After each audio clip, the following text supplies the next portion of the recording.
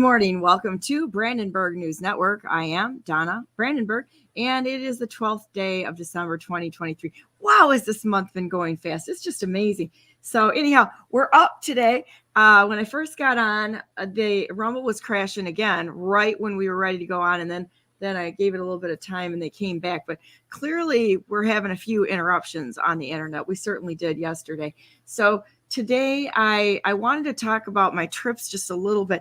And the worst part of my trip was the freaking airport at JFK Airport. And I'm going to tell you what, this was absolutely nuts. And I will give you my take on what was really happening there and try to help people not have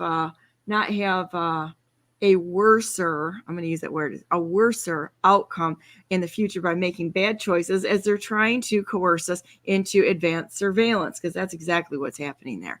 So anyhow, morning, Karen, morning, Ralph, how you guys doing? Good morning. Doing great today. Yeah, well, thanks for joining this morning. John is actually fighting in court today for Tater Tuesday. So he's actually in court fighting, which is really good.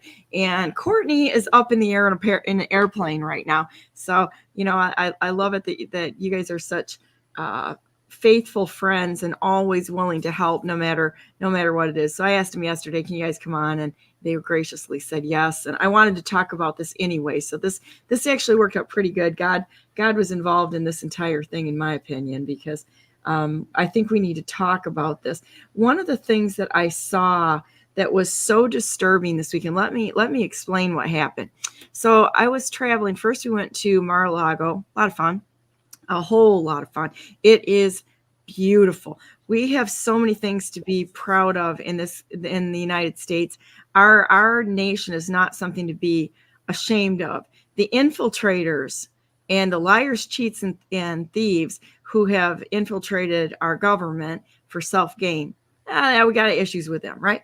But I went to New York directly after that to the Young Republicans Club, which coincidentally, where we at the Cipriani was where Hillary Clinton called all of us a basket of deplorables, which was, I felt, pretty significant.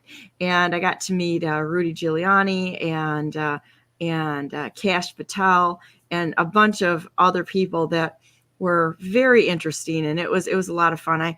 I met, I think the most interesting people to me are not the ones in front of the cameras. It's the ones behind the cameras that are actually doing the work, which most people never get to see. So I find that really, really interesting in all of it. And we can talk about that later. So anyhow, get ready to come home, and going through JFK airport there in New York. And it was absolutely a crap show with TSA. So, of course, Donna Brandenburg will not keep her mouth shut, which is a good thing. And we were in line, and instead of opening lanes up, they kept making this longer and longer. And it was absolutely ridiculous. What they were trying to do in a psychological way, because it was real clear for me to see, is to get people to go through that. I think it's called clear vision. Clear something or other, where you go through and you get a retina scan, and they were pushing it hard. And I'm like, I'm not making this easier for these idiots, not a chance. So I stood in line. Well, by the time you got almost up to the front, all these people, they're like, do you want to sign up for Clearview? Do you want to sign up for this right now? You can go over here and sign up, and you get to the front of the line. So as we went forward, we were continually being cut in front of by Clearview. And I saw lots of people leave the line to go do their little facial recognition, retina scan, blah, blah, blah, which is a bunch of bull crap, because I don't think it's a good idea to have that much information on us in a single spot. They have already proven that they cannot garner information, and they actually weaponize and use it against us. So back to that, screw all of them. So by the time I got up to the last person right before their invasive, ridiculous, ineffective, stupid, expensive theft of the American people, TSA go through all of this nonsense of the scanners and such and going through your luggage and such, because of course they can't deal with crime, so they make all of us criminals going through there. I went off on the last TSA guy. I'm like, what kind of a bunch of Banana Republic bull crap is this going on? And everybody around me heard me kind of going off. And the guy actually sat back and he had his mask on and he was just like absolutely laughing. And I kind of kept it up all the way through TSA. Tell the other side. Somebody's like, you're going to be on a watch list. I'm like, oh, you gotta be kidding me. I'm already at the front of the line for a watch list on this, people. All of us are undoubtedly on all of the watch lists. Karen's on it. Ralph's on it. Everybody that's watching this is on a watch list. We're all on a watch list because, we're Americans. But I'm sure I am because, the FBI several years ago released a list of criteria for suspicious persons, and one of them was not being on social media. Oh, that was me until I ran for governor, and this that's still me. There you go. These are the people in TSA and all the way around. They lizard people. And what I saw there with the intimidation, coercion, and such is every one of these people that was participating in this has, in fact, also violated our rights, making us stand there in a position of surrender in the what do they call it? It's not a backscatter anymore. What is it? What's millimeter wave scanners now. Yeah, the millimeter wave scanners. And you have to stand there with your hands up like this, like, I surrender. That's what they're having you do. This is what this is all about, guys. I have never gone through one of those. I have opted for the pat down every single time for a few reasons, and that's one of them. Is, by golly, I refuse to do a surrender pose as an innocent person on American soil. And that's exactly what they've done. The TSA needs to be absolutely abolished. And if these idiots that were in charge started actually going after people that are criminals instead of making criminals out of American citizens to treat us, or domiciled Americans, whatever you want to call it, they treat us as criminals and they let everybody else go. They are putting us into that category, and it's not even effective security. Okay, so that's what I wanted to go into is some of the security and the ways that they're hacking our lives. They're hacking our lives, and Ralph and I have had quite a few in-depth conversations on this, and I think that Karen is going to come up with some wonderful questions on this. But the reality is that they have a 3D model of your body when you go through those scanners. I want you to think about that. For purposes of creating crowd scenes, putting you where you weren't at. Training AI. All of it. They can fake all of it. They can fake and say, oh, the other day, somebody said that they were going to release tapes on Jackie Eubanks, who's a perfectly lovely person, that said that she made up porn tapes. I don't really think that this is even possible. So I look at all this stuff where they've got people in places and this person is meeting with that person. How do you know unless you're there? When I was sitting there, and I don't know if President Trump is playing fifth generation warfare, 4D, 10D chess or whatever he's doing. But when I was at Mar-a-Lago, he talked about DC being as horrible. It's the crime is terrible. There's trash everywhere. There's graffiti on the pillars. No, there's not. I was there. I have pictures of it, and I can testify. It was the cleanest city I have been in, the safest city. Everybody that I was with went out and took scooters out, and I didn't go, but until 2 a.m, and we're tearing around the city, and it is safe. It is a safe city. I'm sure there's areas that are questionable, like everything else, but I never once felt unsafe. Now, fast forward to the next day in New York City. I'm going to tell you right now that city's a crap hole. The people are nice, but most of the people don't even live there. We talked to people and they said, oh, nobody lives in New York City. Nobody owns anything here. And so I want you to think about this. It was like being in a tomb. You can't even see the sky there. And it is filthy, absolutely filthy there. and graffiti everywhere, trash everywhere. That's exactly what President Trump was talking about, was New York City itself. Nobody owns anything. It is not the city of the people anymore. It may have been at one time, but they've already taken that city completely over. And it was shocking. It was sad. I I was like, so it's been a while. Well, I was there a few years ago, and I'm so unimpressed. And it's not the problem of the people. It's the problem of the people in government who have abandoned and turned this into ownership by corporations, by those in power, and the people. They just come in as little slave class to them to do the menial work. It is very sad. I thought Manhattan was we were in the Bronx, Queens, and Manhattan, and it was, in my opinion, it was tragic. There was a apartment building that collapsed. I think it was yesterday in the Bronx. Well, I'm sure it's just like Maui. They're gonna turn this into crap so they can take over the land, the expensive land. And I mean, that's what they're after. You can see it with the farmland and everything else. They're after our land. They want to make us a tenant class, a slave class.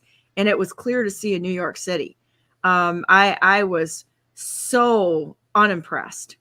I saw one statistic, and I didn't see any sources to back this up, but it does kind of make me wonder, that said that I think it was 44% of the property sales in 2022 were to private equity firms. Yes. And I don't have a source for that, so I can't back that up. I'd like to confirm that, but it'd be real interesting to see what the actual percentage is. I saw one this morning that said 45% is private equity firms, and it was an article that I would believe to be true. I can find it again and post it later. And this has gotten to be really serious on how they're snatching all of our farmland up, and it's not just that; it's in the cities. And so yep, so that housing and everything. You want a housing crisis, that's how you do it. Yeah, they can jack the prices up because they've got unlimited money, and they use the equity that they have to leverage more.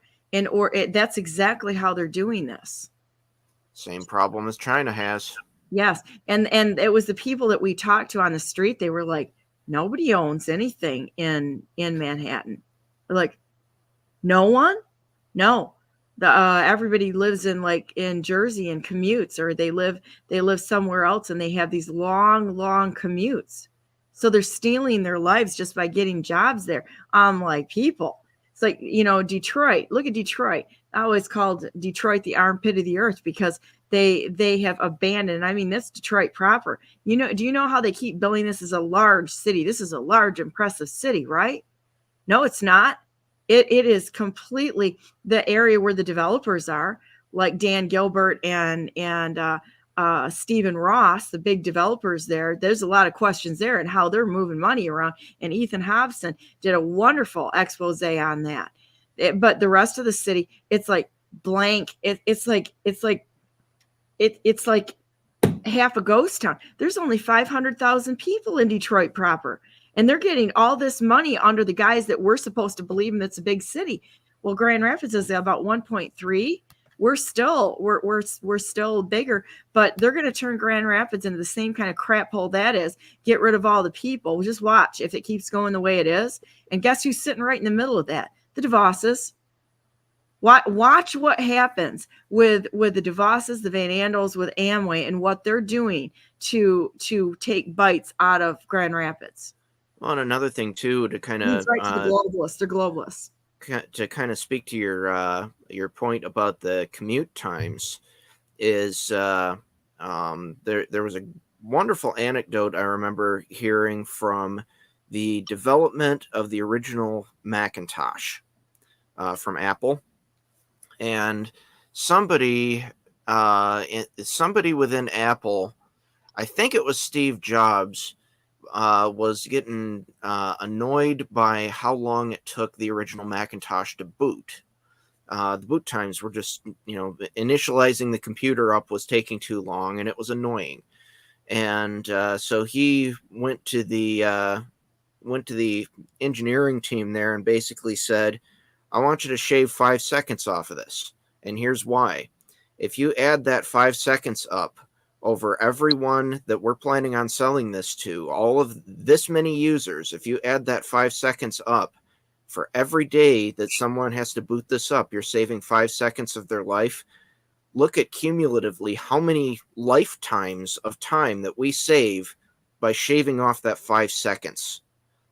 Now you start looking at that and adding that up to 2 hours a day of people's commute time. Oh, that's in one direction. They're talking 4 hours to commute into think of how many lives that is consuming. Whole city. Mm-hmm.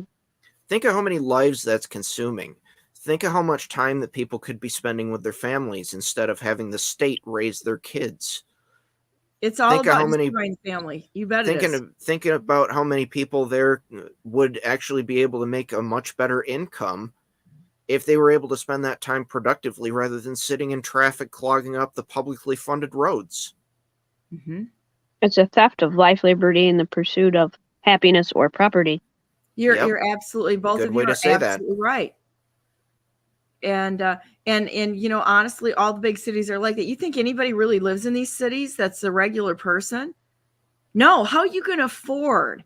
And I was looking up real estate prices in some of these cities because I just want to see what people are willing to pay there. When I was at DC, that for like a studio, they're paying like $4,000 a month. How in the world? There's no way that some of these interns and such are able to pay this. They're getting them paid through maybe just for experience or whatever. But this is not living. That is not living at all. And then look at New York City. I mean, it was actually a pleasant commute around DC, but the prices in these cities of influence are it's absurd. It's like, man, I'd rather be able to go sit out in the country somewhere, shovel horse crap, and be able to see the sky. You know what else it reminded me of? I felt like I was in a tomb. I mean, the whole time I was there, I'm like, I feel like I'm in a tomb. They're not seeing sunlight. There's no way where that they actually, it's like being in the catacombs because the buildings are so big and the streets are filthy there, absolutely filthy.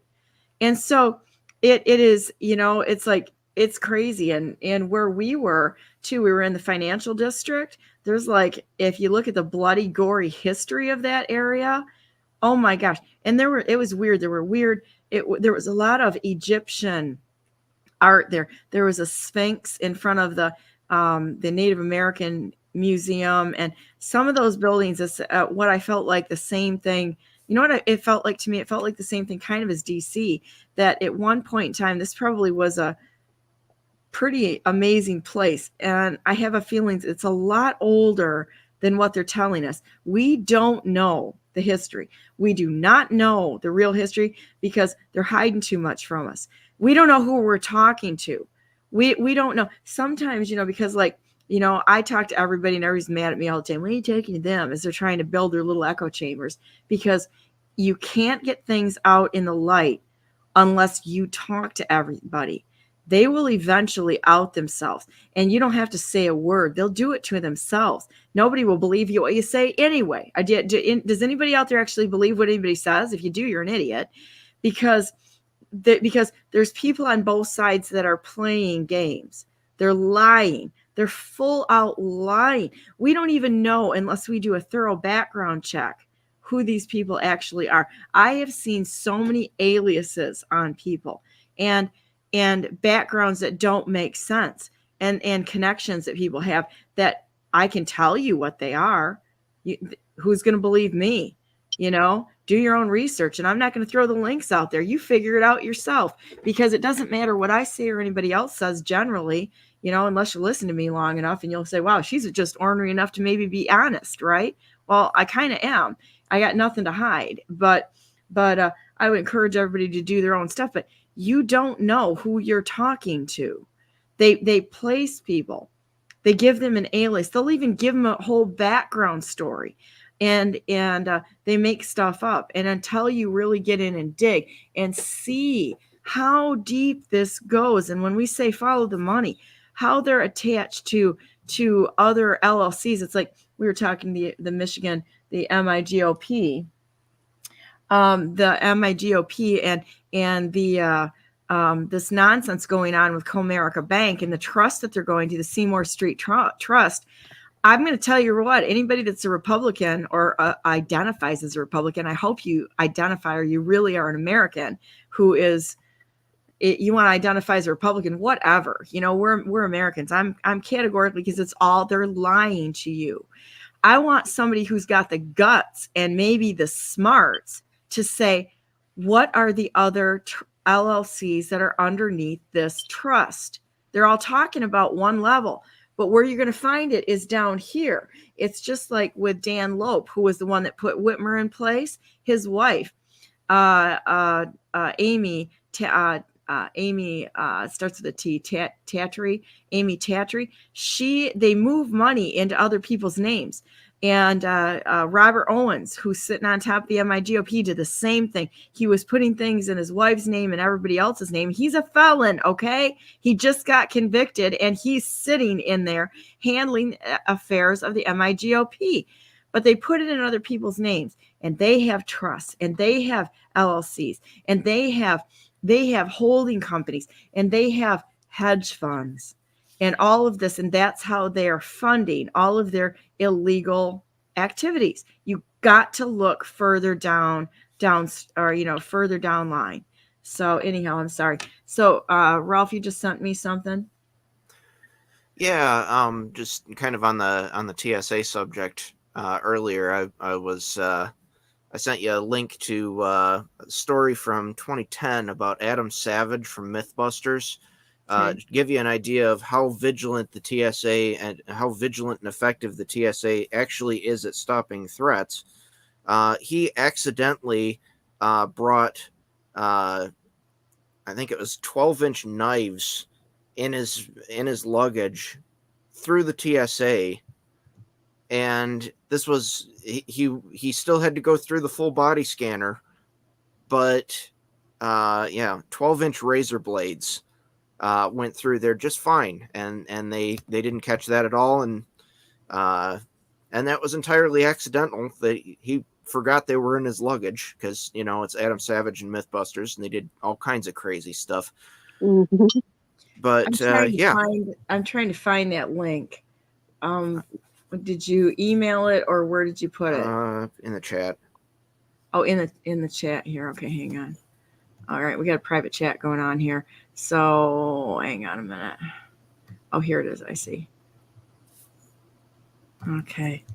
Yeah, I love being on with you guys. Ars Technica's got some great news. It's one that once in a while it's not one that I regularly check, but once in a while I do, and man, they do have some good stuff once in a while. I'm trying to find out. This has not got a direct link. It has a policy, antitrust. It's overall, but I don't see the Adam Savage link. Here it is. Okay, wait a minute. I got it. Let me put it up here. I had to dig for it a little bit. So hang on.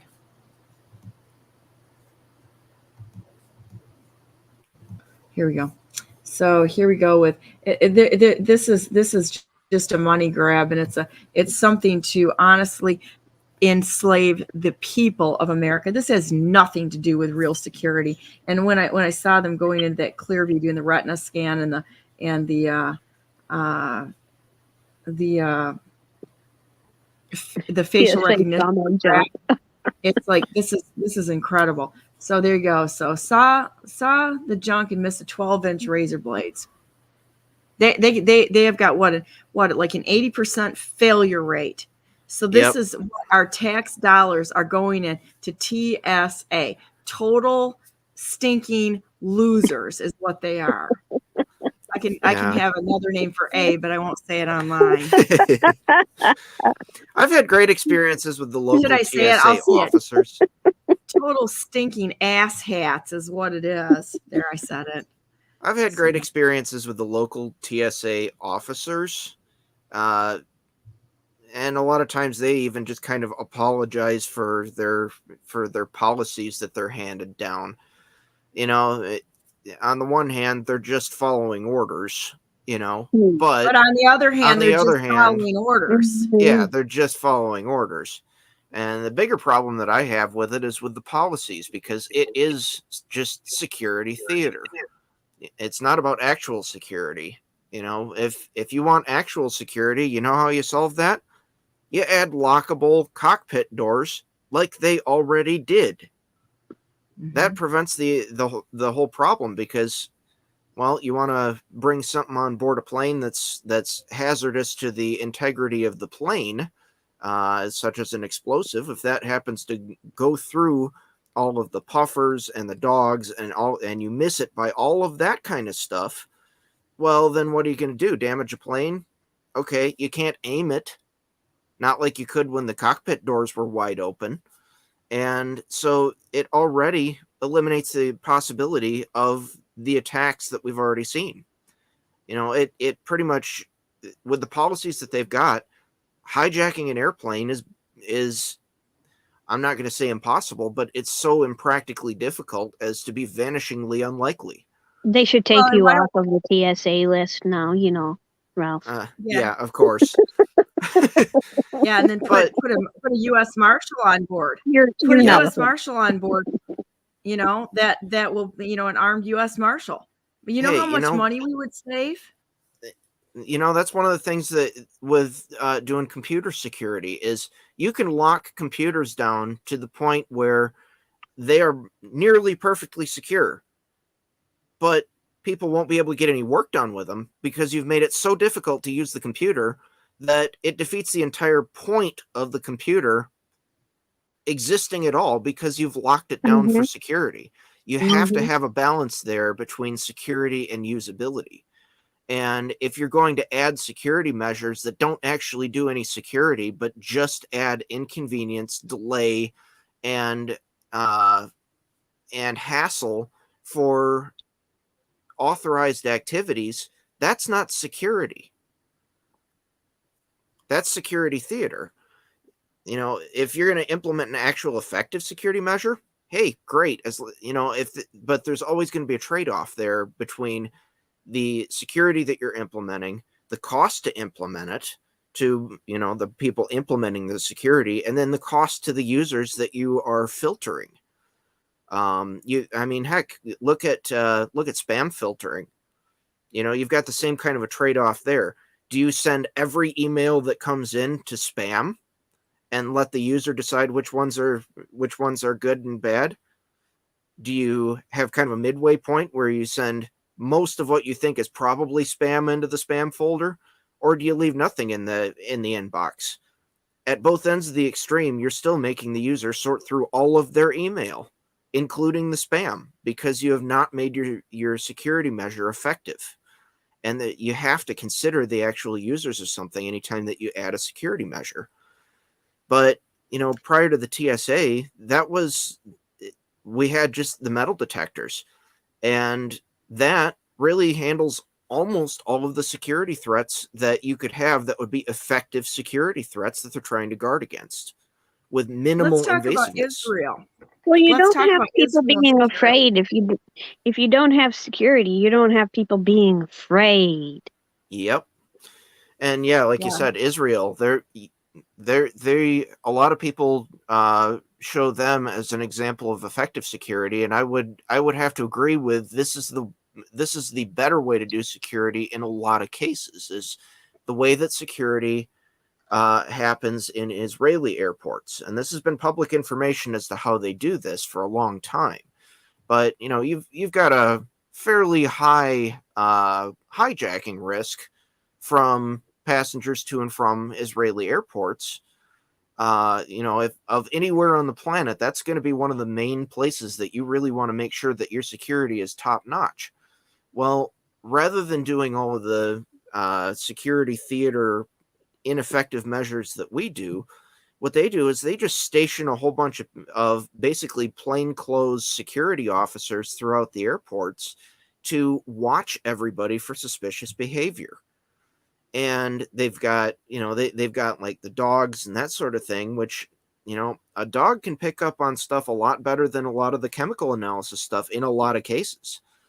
But what they do with just basically observation is observing the crowds, looking for suspicious behavior, looking for people that look unusually nervous or fidgety, pulling them aside, questioning them on, what are you doing? Why are you here? That kind of thing.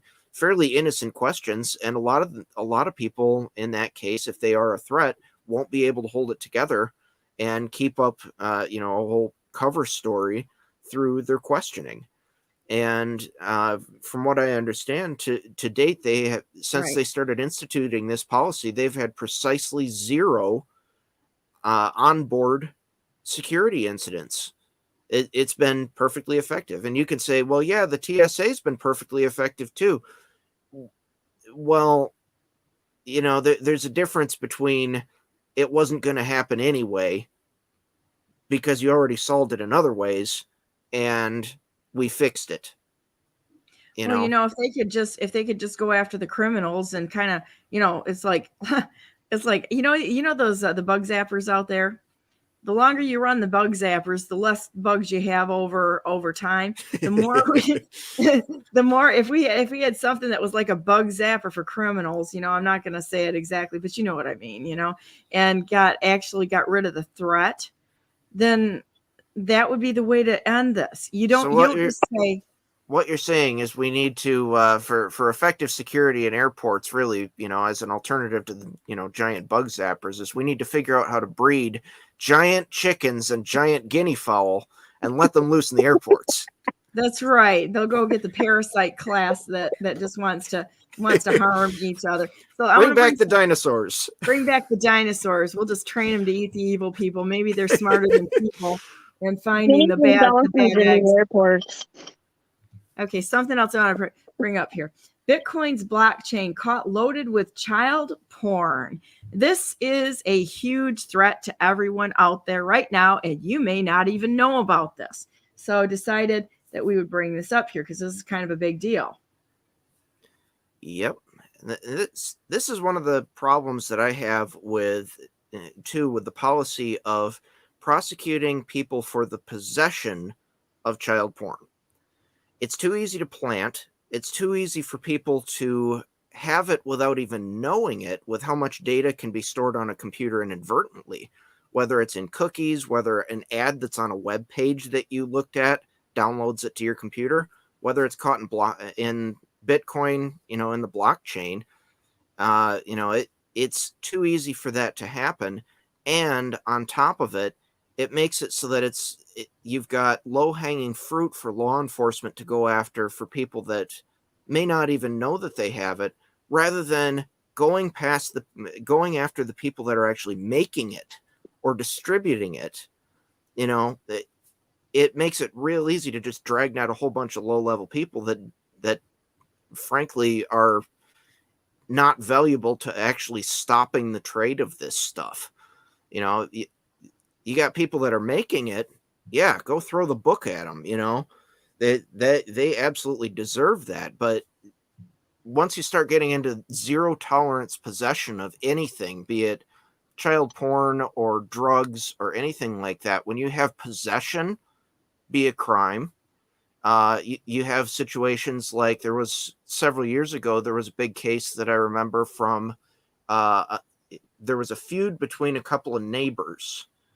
And one of them logged on to his neighbor's internet, downloaded a bunch of child porn in a way that he made sure that it would get tracked back to the internet connection that he was on, his neighbor's internet. His neighbor got raided for it. And because, of course, it was his internet. So the guy had just a horrendous experience because of this. And so it's not even just law enforcement that can plant this on people. You know, you leave a window down in your car, and, you know, summertime, you leave a window cracked in your car just a little bit to let a bit of air in there. Somebody wants to get you in trouble, it makes it real easy, you know. They could throw a bag of drugs in there or whatever, and it's or anything, you know, anything at this point in time, because the attack is on Americans, and make no mistake, the attack is on Americans. So anybody that's got blockchain right now has probably, you know, or Bitcoin has probably got porn on their computer. Yep, if you've got a copy of the blockchain, which you need a copy of the blockchain from a technical standpoint in a lot of different places to be able to validate new transactions. If you have a copy of that blockchain on your computer, which if you're running Bitcoin, there's a very good possibility you do. Well, sorry to say, but you are in possession. You're in possession of child porn if you have that. And that's something that the tech community is well aware of. And remember when the early 2000s, all the tech people were saying they are pulling in all of your text messages and all of your conversations. They've got this all stored. And so now, not only do we have that, but they're setting the entirety of the United States up, the citizenry, the Americans, the domiciled individuals here, for harassment, for selective enforcement, entrapment. This is entrapment, and make no mistake about it. They're setting this up for harassment and of Americans. I've been sitting in this chair way too long doing interviews, guys. I'm fidgety like a 2-year-old right now. But you know, I was on yesterday for hours and hours and hours, and so I'm getting to the point where I got to move around a little bit. But yeah, it's like this is all about going after us, just like they did President Trump. They're setting us up. If you don't fall in line with them and get into their little boxcar, their little crap hole cities, and become one of their little worker bees, their little ants, they're going to try to set you up. And you can try to avoid it as much as you can, but if they want to, they're going to do it. And this is why this has gotten so incredibly serious. I'm going to bring up another one right now, which I think is important, because this is the Karen, you tipped this over to me this morning. But I want everybody, and we talked about this a little bit, the 702 section of foreign intelligence. This was actually a really good thing that Speaker Mike Johnson decided to pull it from the floor, because this was one that had a lot of hidden language in it and looked fairly suspect. Do you agree? Mm-hmm. Just a little bit that I shared a post last night that had some details about what was hidden in it, and not a really good idea to surveil the American public the way they were planning to do. When you got pages and thousands of pages in a bill, come on. No, bill should be, 4 corners. Oh, but we have to vote on it to see what's in it, right? Yeah, because it's like 1,700 pages or 2,700 pages. That's what these morons do. And so I posted that this morning on my Telegram channel, and it is once again they've weaponized our government and their power against us. Something else I wanted to show you. This is kind of crazy. So posted this morning too.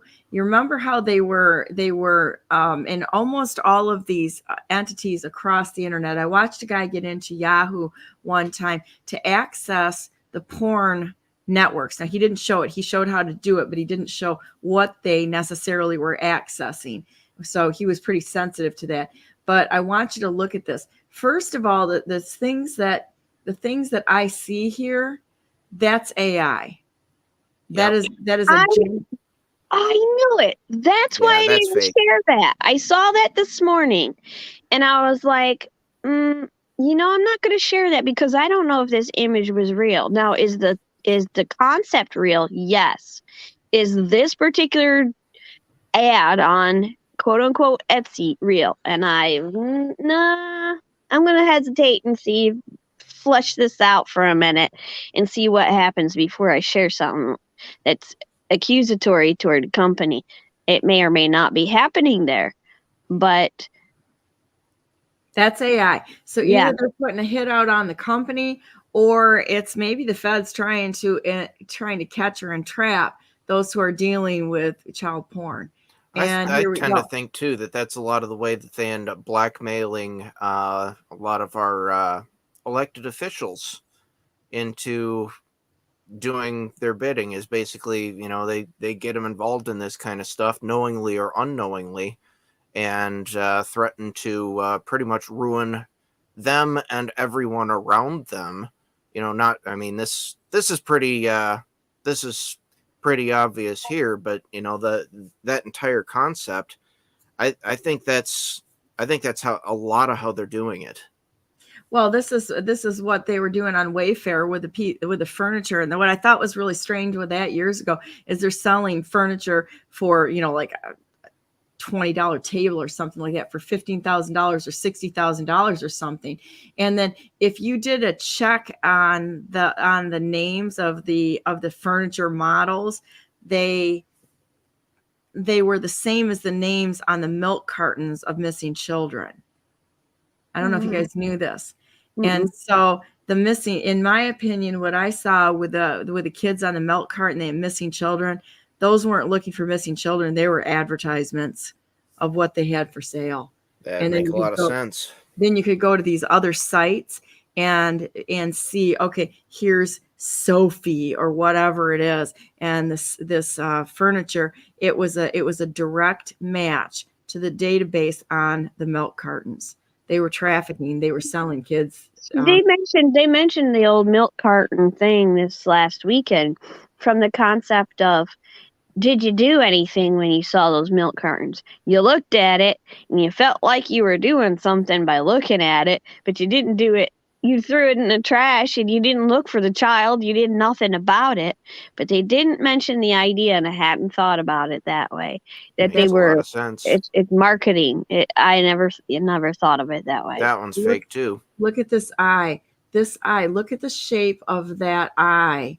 And then let's go back, because this is one of my, let's just call it gifts, is spotting things. Look at this. This is not a child's eye.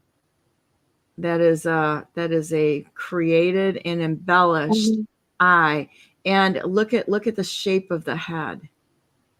Even the shape of the head has been manipulated in here. And look at the toppings on that pizza. Not the ones in the boxes, but the other one where she was taking a bite out of it. Who the heck makes pizza like that? There's something weird about, there's something weird about it.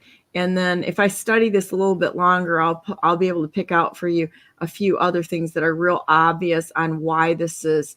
Oh, look at the earrings. Her fingers on her right hand are too slender for a child. Yeah, that's not a child. Those aren't child's fingers. And look at the way that it's bent around. Mm-hmm. So this is like that site that says this person does not exist.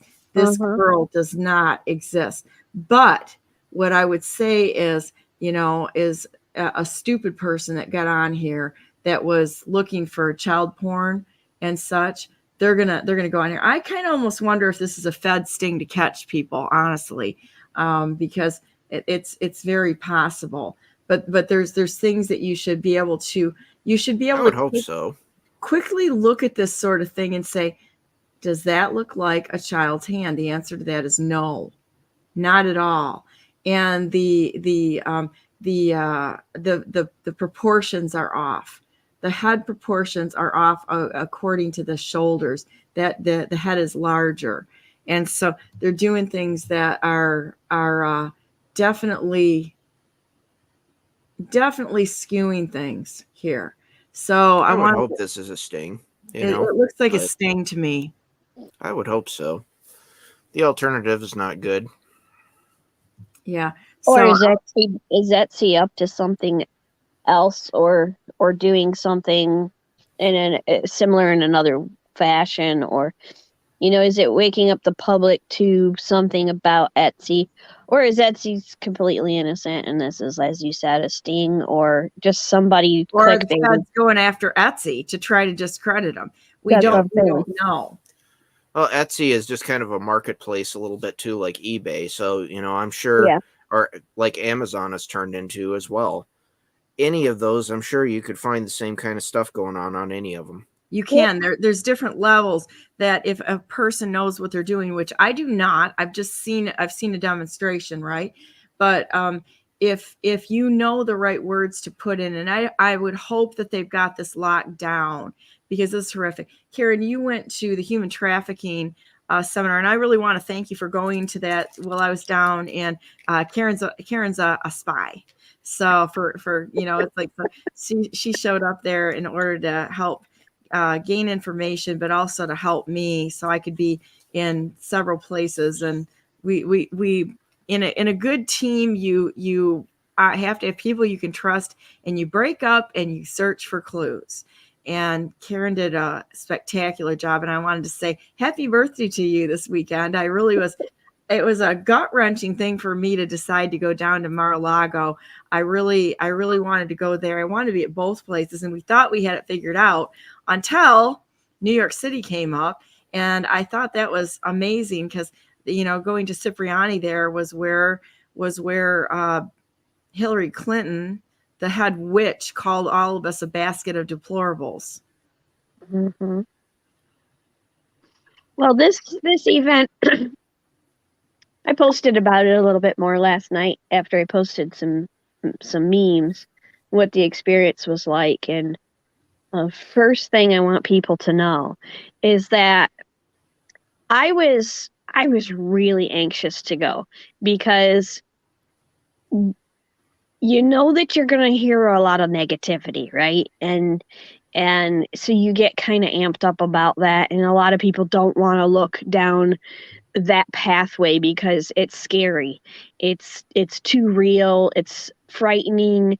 You don't want to know sometimes because it's easier to not know.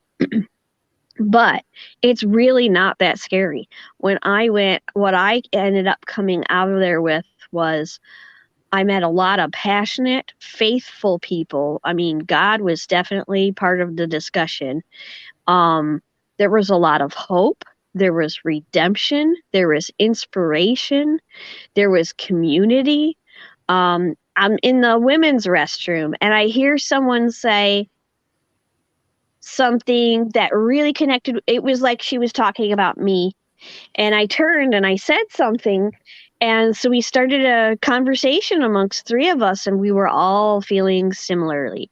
What can I do because I feel like I'm not this or that? I don't know that I'm the right kind of person to fight this kind of thing in the way that you think the options are. But the other thing that I found was there are all kinds of options. And one woman said, go to the 6-day seminar if you can. She says there is even people who make sandwiches for the rescuers or people who are helping women in a shelter or whatever it is. There is something simple for people who want to be at a distance, and there's certainly room for people who have more expertise in boots on the ground kind of interactive rescue, help the survivors kind of stuff. But there's something for everybody. And so it's not just a bunch of scary negative stuff. I heard a few stories, but it wasn't presented in a way that I couldn't handle or digest. And everybody there at some point was, you groan and you go, really? And there were tears. I told one of the presenters that I spoke to a few times, I said, I really appreciate that when you and others were on stage even or doing a seminar, that you allowed yourself the room to be vulnerable in front of the group. And, because they get caught, they tear up. You have to. It shows that you're human and you're not just cold and indifferent, because then it reminds the rest of us that it's okay to be emotional while addressing human trafficking. You can get angry, you can get sad, you can be horrified, you can be all of the above and more at one moment, but it's okay.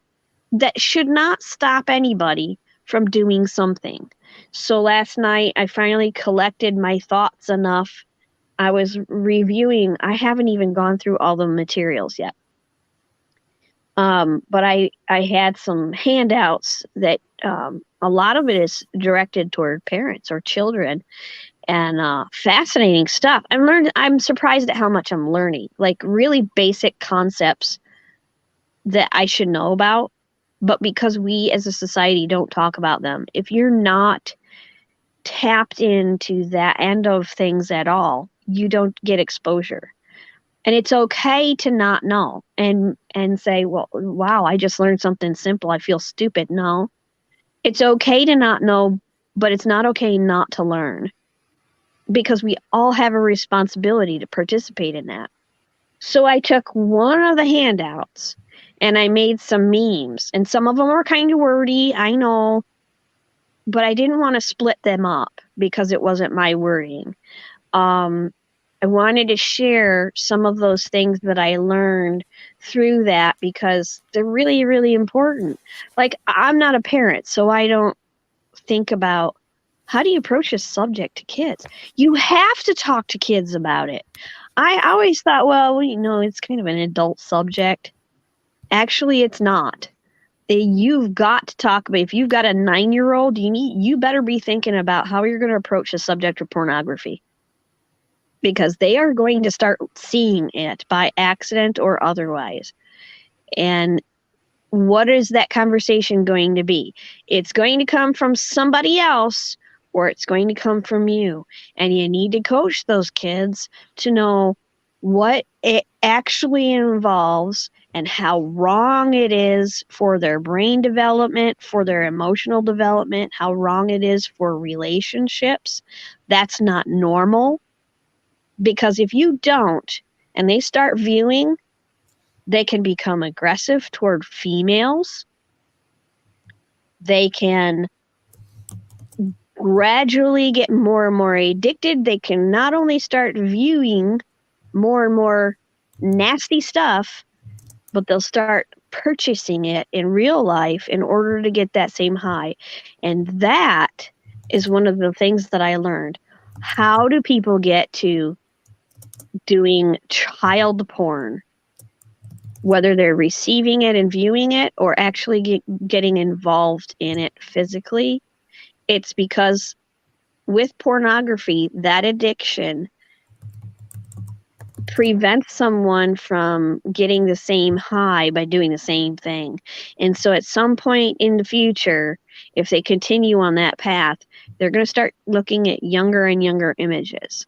That's how it happens.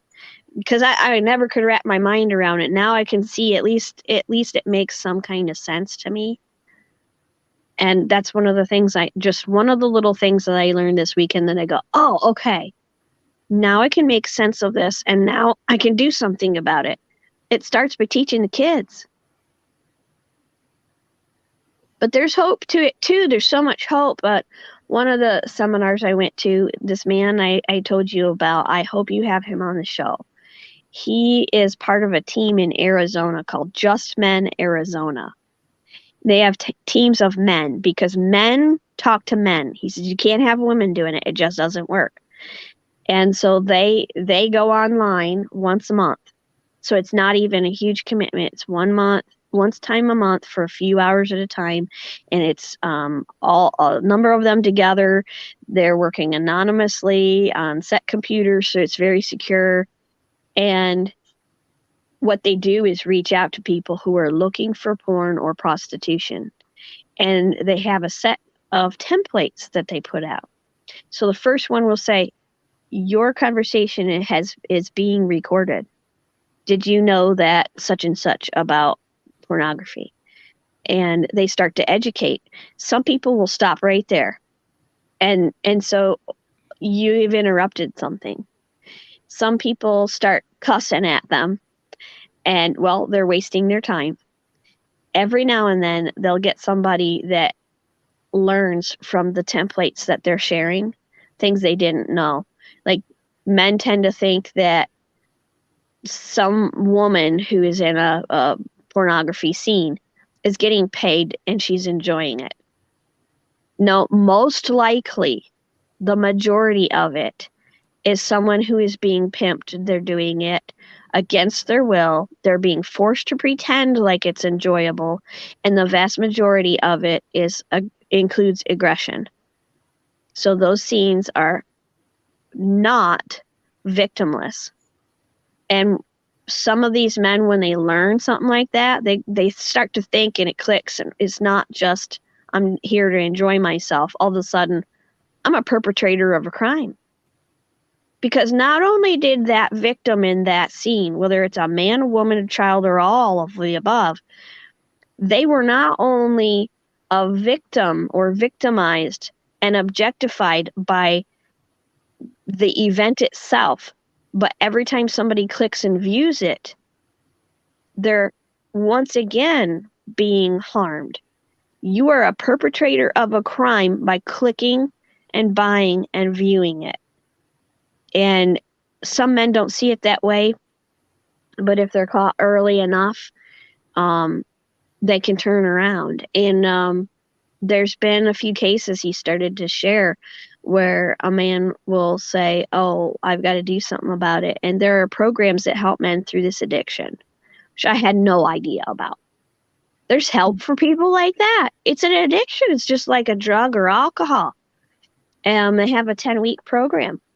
And this one man went through that program as a result of this effort. And he started also recruiting and sharing what was going on, what he was doing, and how he has changed things around. So that was a concept out of the whole weekend. General Flynn said Friday night, if they have one person who is helped by that 2-day process, it's worth it. If you save one child through the effort of somebody there, it's worth it. So there's a lot of different ways that somebody can be a part of making a positive difference. There's no reason to fear getting involved, or at least starting by learning about it. And when you start to learn, you're going to ask more questions, and that's going to take you down a path where you'll find your role to play. Those were some of the key things that I learned. Did they tell you when the next 6 day is going to be? Because I think it's, I've heard a couple of them that have gone through, because I'd like to do that. And I think that's, I think it's significant. I really do.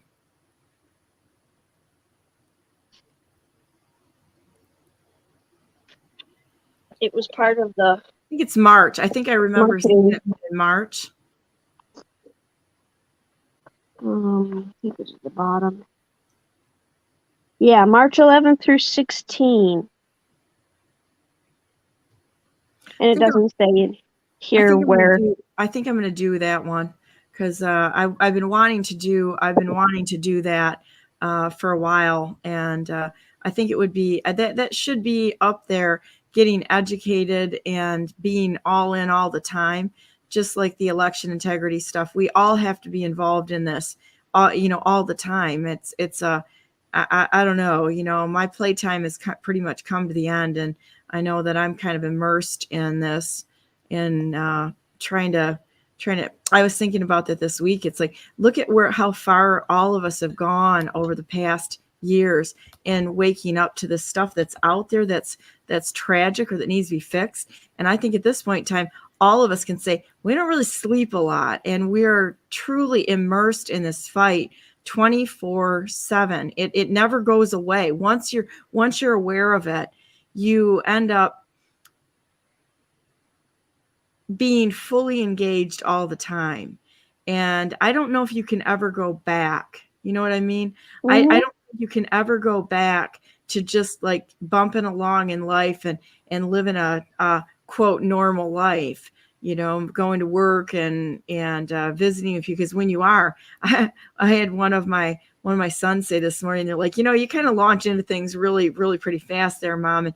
And most people aren't aren't prepared for that. And I'm like, well, a little shock therapy is not going to be bad for everybody here to get them moving in the right direction, because we can't turn away from this. We're going to stand in front of God Almighty for our lack of action, because our lack of action is complicity. Yep. How can you, in good conscience, waste time? Yep. Can you even imagine people that are in that situation and just, they don't even know. I think some of them, because I know that some of them were bred into this system. There's lots of proof of that. They didn't just get even kidnapped. They've never been out of a cage. And, to think about that, they wouldn't even know the difference. Or ones that have been picked up. Think about that, wondering if anyone is going to come and help them. I can't even imagine. I can't imagine day in, day out, wondering if anyone is ever going to show up. One of the facts that was presented, I've heard this before, I think probably from you, was that the average lifespan of a child involved in human trafficking is 2 years. 2 years. And I want to say it was Laura who spoke about that, and she said people were like, "Oh my gosh, that certainly makes you want to. We've got to attack it now." But at the same time, she said it's hard to say, but it's kind of like that's a mercy. I think Basil Bez mentioned a particular case where a child was chained in a closet, 9 years old, I think it was, raped 15 times a day, starved, beaten. And they said, this is not a conglomerate of concepts. This was an actual case. And I believe it was in Michigan. And they said, right now, as we're here tonight talking about this, there's a child that's being raped by an adult or being trafficked in some way right here in our state. And when you think about it that way, there's probably more than one. Okay, well, what do I got to do? Let's go get them. Another case, a woman attending a seminar that I was in. Near the end, she raised her hand and said, there's a situation and it's going on in Michigan. A mother is asking for help. Actually, her husband was her new husband was here at the event, and the ex-husband had been touching a child, doing something with the young child. And so she reported it, went to the hospital to have an exam, got it all documented. The husband ended up working against her, and the judge threw her in jail. I don't know why, but the father won custody of the child. Turned out he's Freemason, and the whole law enforcement and judicial system is called a nest. And it happens all over Michigan. They said it's happening everywhere here. And there's a part of me that was sitting there like, where's he at? Let's go get him. Let's go get that child out of there right now. Yeah. But you can't do it that way. And so this team, sorry, Ralph, I want to tell a little bit about this 6-day program for anybody listening. Association for the Recovery of Children is putting this on. So if you go to americasfuture.net, you will find that that course, the details of it. Basil Baz is in charge of that. They actually do rescues, and he said 100% of the children that they have gone to rescue, they have successfully rescued. So that's actual. They look into the state, local laws, etc., and to determine what is going on when they get a report. And it's all volunteer, but they have trained people that actually do that boots on the ground stuff. When I looked through that course detail, I just kind of read through it as part of this because it's in the training programs from this event. And I went to 3 seminars on Saturday. This was one in the offering, but it's in March. And I was like, that's really intense. I don't think that's for me. I don't think I could handle that. But I heard from a woman there who said, you should go, because she's the one that was telling me there's something for everybody there. She's taken it twice. And I was like, she's like, don't be afraid. It's okay. You'll learn a lot, but you don't have to be a boots on the ground person, but, so that was kind of encouraging, because anybody can be intimidated, but there is something for everybody, and you can choose how much you get involved, but you have to do something. And that's why I said last night, I don't tell people to share Karen the Riveter stuff very often, but it doesn't hurt to click and share a meme that might reach somebody who talks to their kids and teaches their kids about this, so that their kids are safer because they're aware. When I was a kid, I was thinking about this the other night. I had several sets of adult friends when I was like a young teenager. I was in people's homes. My parents knew about it, and we talked openly about it. And in one case, I don't know if they ever met the adult friend of mine. That would not happen today if I was a parent. No way. It would happen much differently. My parents never talked to me about human trafficking. It wasn't a thing at that time. But now you have to. It's so prevalent. Well, it's in Indiana. Oh, really? Yeah. No, that's not. I've got it up on the screen here. So, yeah. Wait a second. Yeah, it's in Indiana. When is that? That is, let's see. That is March. Oh. I was thinking it was Florida. No, it says Indiana, IN. So, okay. Assuming that is, I don't know where that is. Highland. I don't know. I know Highland, Michigan. No, this one says Connecticut. It's a little bit confusing. It says comprehensive equipping course in Highland, IN. That would be Indiana. And then this one over here says, oh, that's September. That's an old one. So it's it's in Indiana. I'm going to continue to go down and get some more information. Well, and the other thing about this too is, imagine if, rather than doing all of these security theater tactics, if all of that time, effort, and money went into this instead, fighting an actual problem, rather than making sure you don't bring your own water bottle on the plane so that you have to buy it from the stores in the airport at ridiculous markup rates. If they actually took all of that they're putting into all of this completely ineffective stuff and put it into this instead, it would be so much more effective if they actually went after the core of the problem rather than trying to fight symptoms.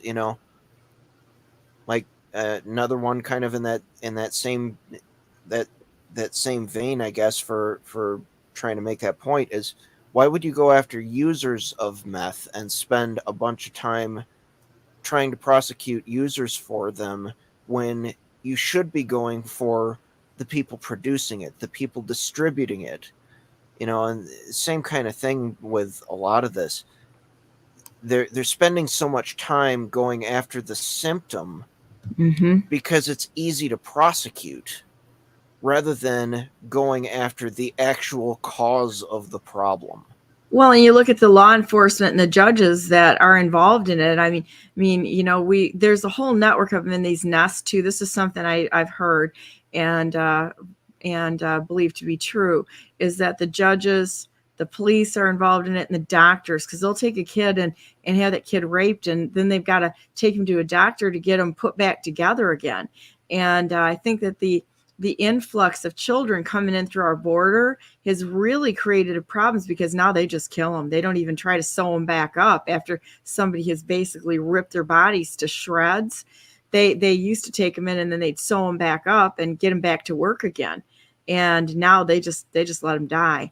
And because there's such a supply out there, and it's a horrific reality we live in. We have to look at this. We can't look away from this, because we're going to stand in front of God Almighty if we do. I'm sorry, but nobody's going to get a pass from God on this. I completely believe that. You're either part of the solution or you're part of the problem. Yeah. To Ralph's point, the Just Men Arizona organization, if they come across somebody who's looking for children or clearly committing a crime, they pass it off to law enforcement immediately. So you might think, well, they're trying to educate, give me a break. No, they actually they're effective in several ways.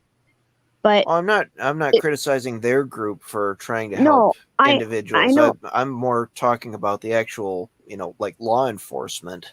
Yeah. But what I'm suggesting is that there's multiple fronts on the battlefield. And you're absolutely right, because they did talk about that a little bit too. Like, it's easier. Oh, look at Hunter Biden, for example. Easier to catch him on tax issues and bring things into court based on that than it is for all these other crimes that he's involved in.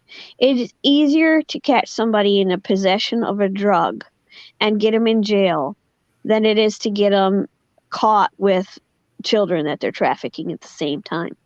Yeah, and I like I said, I really do think that's happening with a lot of our elected officials, is that stuff is getting minors, when they first start and they're reasonably clean, stuff gets planted on them, and it gets into that cycle of blackmail of, well, you got to keep doing more and more and more stuff to keep us from exposing you and ruining you. I think that's a lot of how they end up getting control of elected officials. Yes. Yeah. But you were talking about that earlier, and the same thing happens to the victims in human trafficking. Many of these prostitutes started out as children abused. So they were involved in sex crimes before they even got involved in prostitution. It's an easy slide, and when you understand those concepts and hear it from their end of things, it kind of makes sense. But they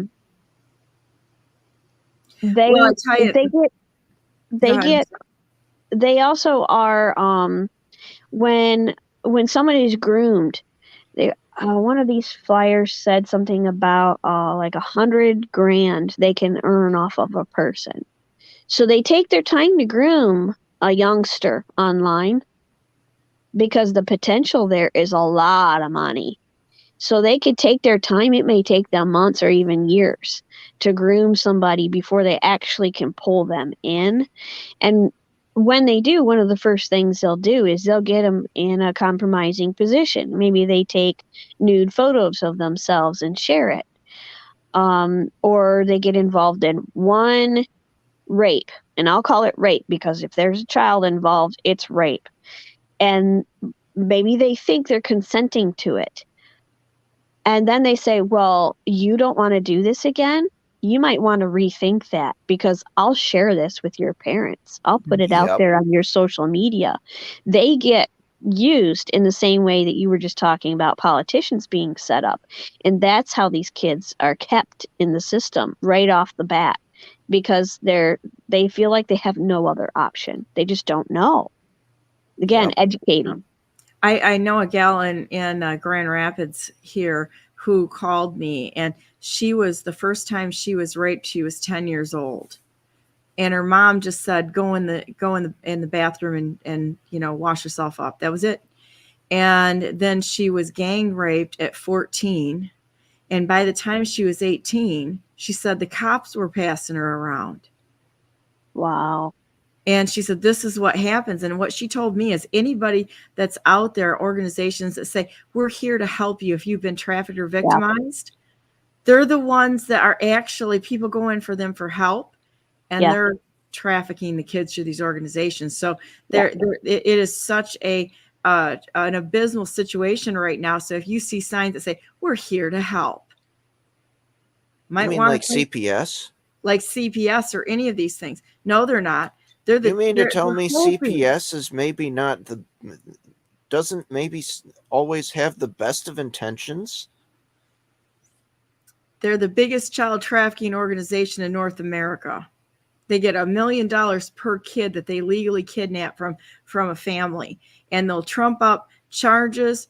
They'll do all sorts of things to get access to these kids. And we really have to get a lot smarter and realize that the enemy is already within. We've been infiltrated. Every organization and corporation and illegal entity that's out there, they're infiltrated. And we're gonna have to end up getting a little smarter as individuals and looking at things critically, because all the information is there. And I keep hearing people go, well, what's the proof? You know what? I'm not here to spoon feed you or anybody else. I've already done my research and I'm pretty well settled on this. It's all out there. It's not hard to find. We'll help each other along the way. But generally when somebody says something like that, I know that they're just trying to bait me into something. And it's like, no, I'm not going to be baited into that. I'm not here to be, we're not here to continue this nanny state of letting people be lazy and having somebody else do all the work so they can say, okay, that's what they said, so I guess I'm going to go with it. No, you got to get out there and do your own research and look into this and keep your eyes open and think, because Republican Party's been infiltrated. The Democrat Party's been infiltrated. Our corporations have been infiltrated. The schools have been infiltrated. We have somebody locally that I have heard from a good source took a $20,000 payoff to keep the masks in place. This is a school administrator that took $20,000 personally. If there's one doing it, they're all doing it. And they're all grifting off the system in order for unjust enrichment. And so when you see something at that level that you know about, what about the levels we don't know about? Mm-hmm. And how many people in the communities are actually involved in this? I heard of a house that was at the end of the street. They had tunnels to it. I've seen one of them. One of the places I was looking at in Tennessee. Tennessee has got a huge nest down there, and they bring them in through the water. And there was a tunnel underneath this, basically a double wide trailer. But what was underneath it was like, I don't know. They had like 4,800 square feet that was buried basically, and they could drive a semi in there to pick up the cargo, and nobody would see it. And they're slick about this. So like when you let's just take, for instance, I'm just going to put out, I don't know, a hypothesis, because I watch the helicopters and I watch military aircraft, and I do a little bit of surveillance. And that, look at the Grand River in West Michigan here. Why is it that that's never been developed? Answer that. I have some big questions on that. And look at the gravel pits next to it. You know how easy it would be to go past. I'm just going to throw it out there. A closed airport out in Jenison that they closed about a year ago. Come on, people. It backs right up to a gravel pit, which has direct access to the Grand River. You know how quick it is to grab somebody, throw them on a boat, and go through those areas. Well, you got an airport that's pretty well closed right now, but you had one there that was operational. These private airstrips, that's how they were doing it in Fox Island. And this is a case from the 1970s. If you study this stuff and look at the precedents, it just, the precedent was already set. They already showed us what they were doing by linking this to murders of children in Detroit, going through Fox Island, which is up by Traverse City and such, and how quickly they can get them out and disappear. We've got international ports here. This Michigan is like a sieve. And people here pretty naive, realistically. They're naive. Right. Have you ever looked at the logo? Here, I'm going to put this out there because I'm not a DeVos fan, and I went to the Ford Museum, and the Ford Museum is actually a tribute to Kissinger. Put that out there yesterday. It's not about Ford.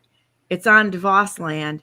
The building is shaped in the shape of a pyramid. There's all kinds of Egyptian and Baphomet references there. If you look hard enough, you just got to be looking. You can't sit there and go, do, I'm a West Michigan Christian. I'm just going to be walking around here and things are fine. Look at the logo for the Reformed Church in Michigan. Reformed. Yeah.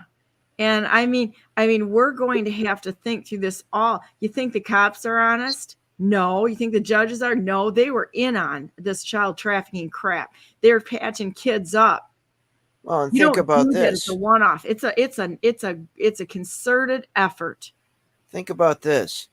We've got probably, I figure it's somewhere around an 85 to 93% effective tax rate on all of us, between payroll taxes, property taxes, gas taxes, inventory taxes, income tax, all of these different taxes, discretionary tax, school taxes, all that. On every single level of everything anytime anything moves, it gets taxed. So by the time it gets to you, anything that you buy has been taxed and taxed and taxed and taxed and taxed. Anything that you make is taxed and taxed and taxed. Now, think about this. Let's say, at the low end of that, let's say that 85%, let's say, 85% of what you do is going to the government. Do you really think that if they're supposed to be working for us for that amount of money that we're contributing to them, right? So effectively what we're doing is taking at least 85% of our time should be going to the public good. If you imagine that every person in America spent 85% of their time doing volunteer work for their community, because that's effectively what this is supposed to do, do you think this problem wouldn't be solved? Oh, we'd have all kinds of problems solved. If, that's the one thing that I had made up my mind, is that as Governor Brandenburg, I was going to pause all taxes until we get this crap figured out.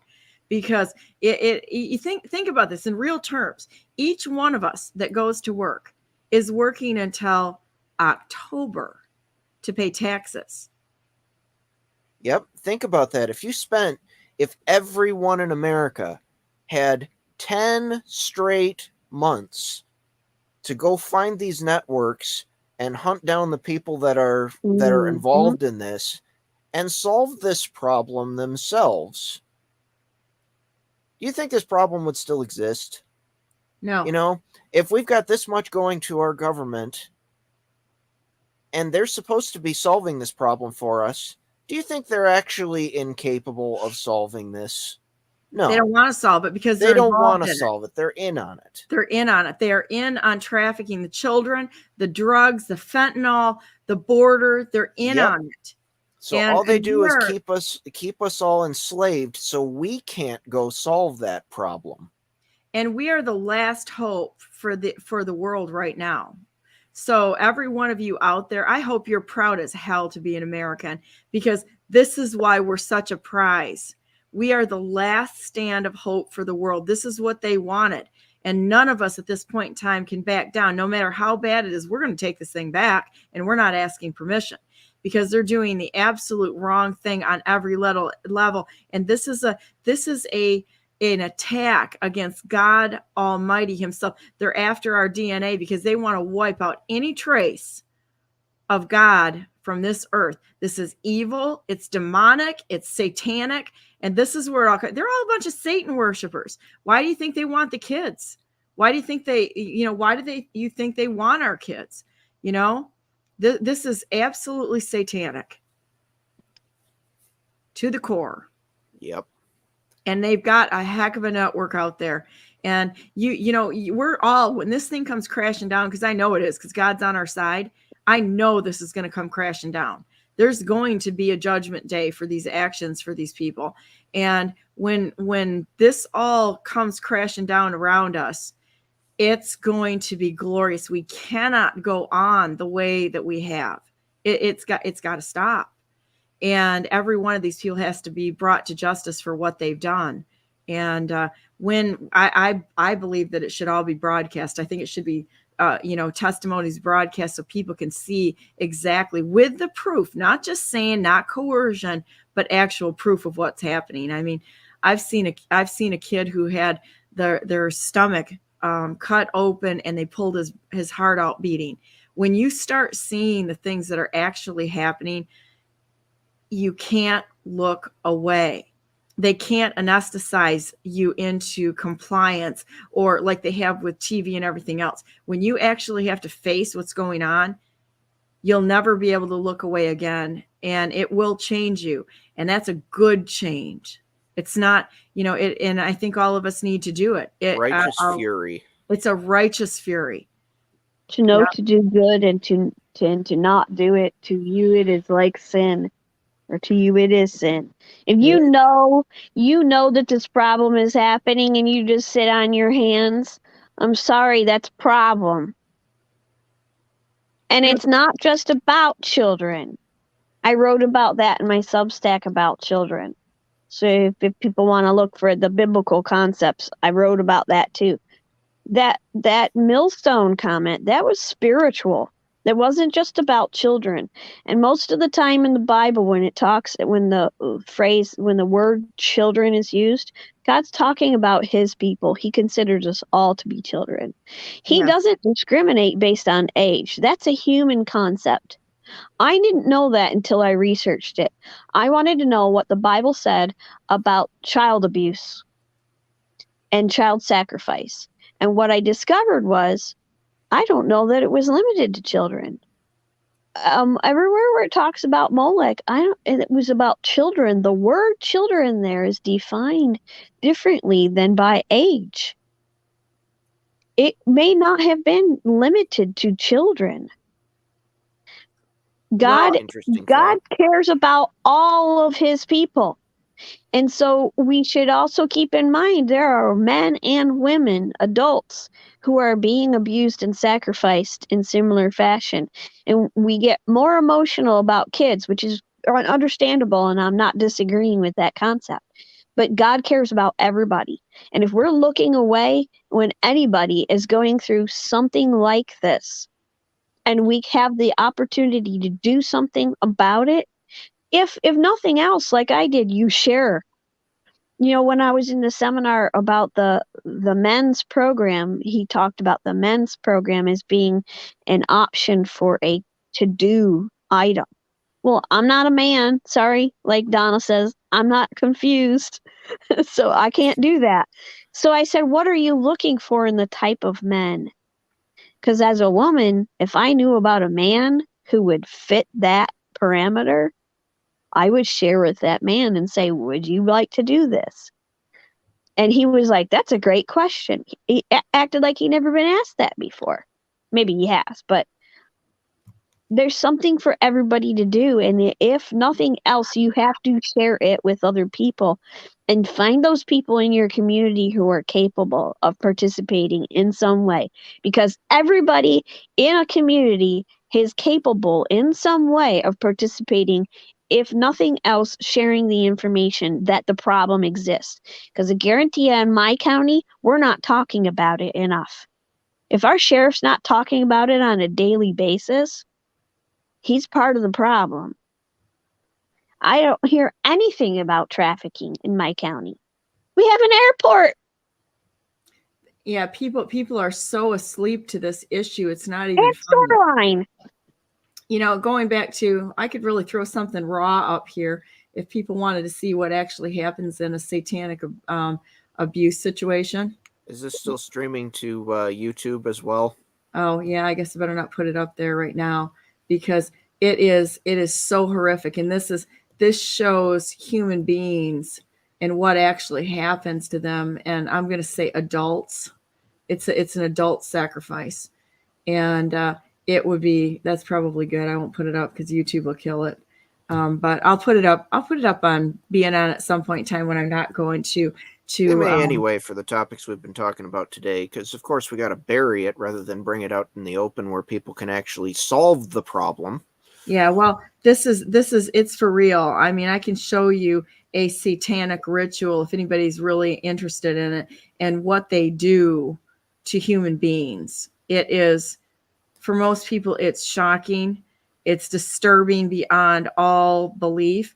You know, we've a lot of us have heard about what happened with the video with Hillary and Huma Abedin in the Red Room and such. A lot of the videos that are, a lot of the stills out there are not what actually happened. It's a little bit more horrific actually, and so but you're right, Karen. It's not just to children. It's to adults.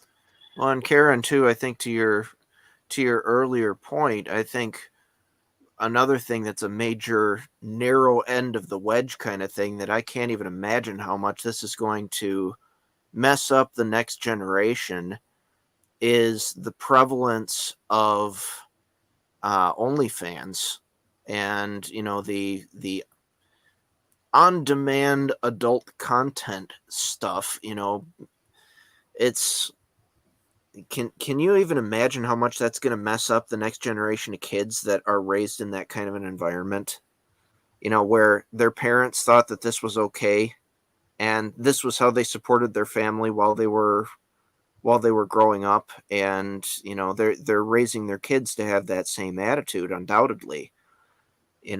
And I think that's going to cause some serious problems, the likes of which we have not even started to see. Yeah, like children being taken by parents to watch these men in costumes, half naked, dancing around, shaking their bodies and their faces. This is not normal behavior in any way, shape, or form. And a lot of kids, I mean, we have kids pretending to be animals or objects rather than children in school. And the schools are allowing this. So, yeah, we got a generation of really screwed up kids. Even the kids that are not being involved in it by their parents, though, are still going to be raised in an environment where the kids are being taught that this is perfectly okay and acceptable. So what happens when they try and push the envelope? Kids generally try and push the envelope on stuff and try and push against the boundaries of their parents as they're growing up. What happens when they've already got this kind of a baseline of this is acceptable? Where are they going to push that to next? Well, one thing that I learned this weekend is that brain development is a topic of conversation in this. And I never considered that either. Like, I would consider it common sense that you teach your kids stuff and you make sure that they avoid the things that can cause them problems, right? But the brain development and the facts about that is a part of the story that parents need to know, and they need to teach their kids, because there's a part of the brain that's involved in the pornographic emotional response, which does not mature until into the 20s. So when these young men, generally it's boys, they tune into pornography, they don't have a clue the damage that they're doing to themselves in their brain development, because they're teaching their brain the wrong chemical things. It's an addictive process. Same problem I've heard with THC, or really any kind of drugs prior to the age of about 25. Even if adults figure that they're adults being over 25, figure that they're harmless for, say an 18-year-old. There's some definite damage there. If you start looking at some of the medical studies on that kind of stuff, there's permanent lasting changes that can be made to the brain by some of these environmental factors well into at least 25. Yeah. And that has consequences that people don't think about.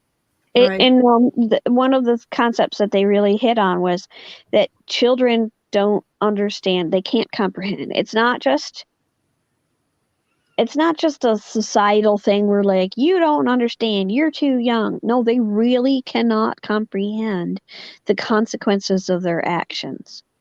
It's hacking their brain. Think of Yuval Harari. They know how to hack human beings.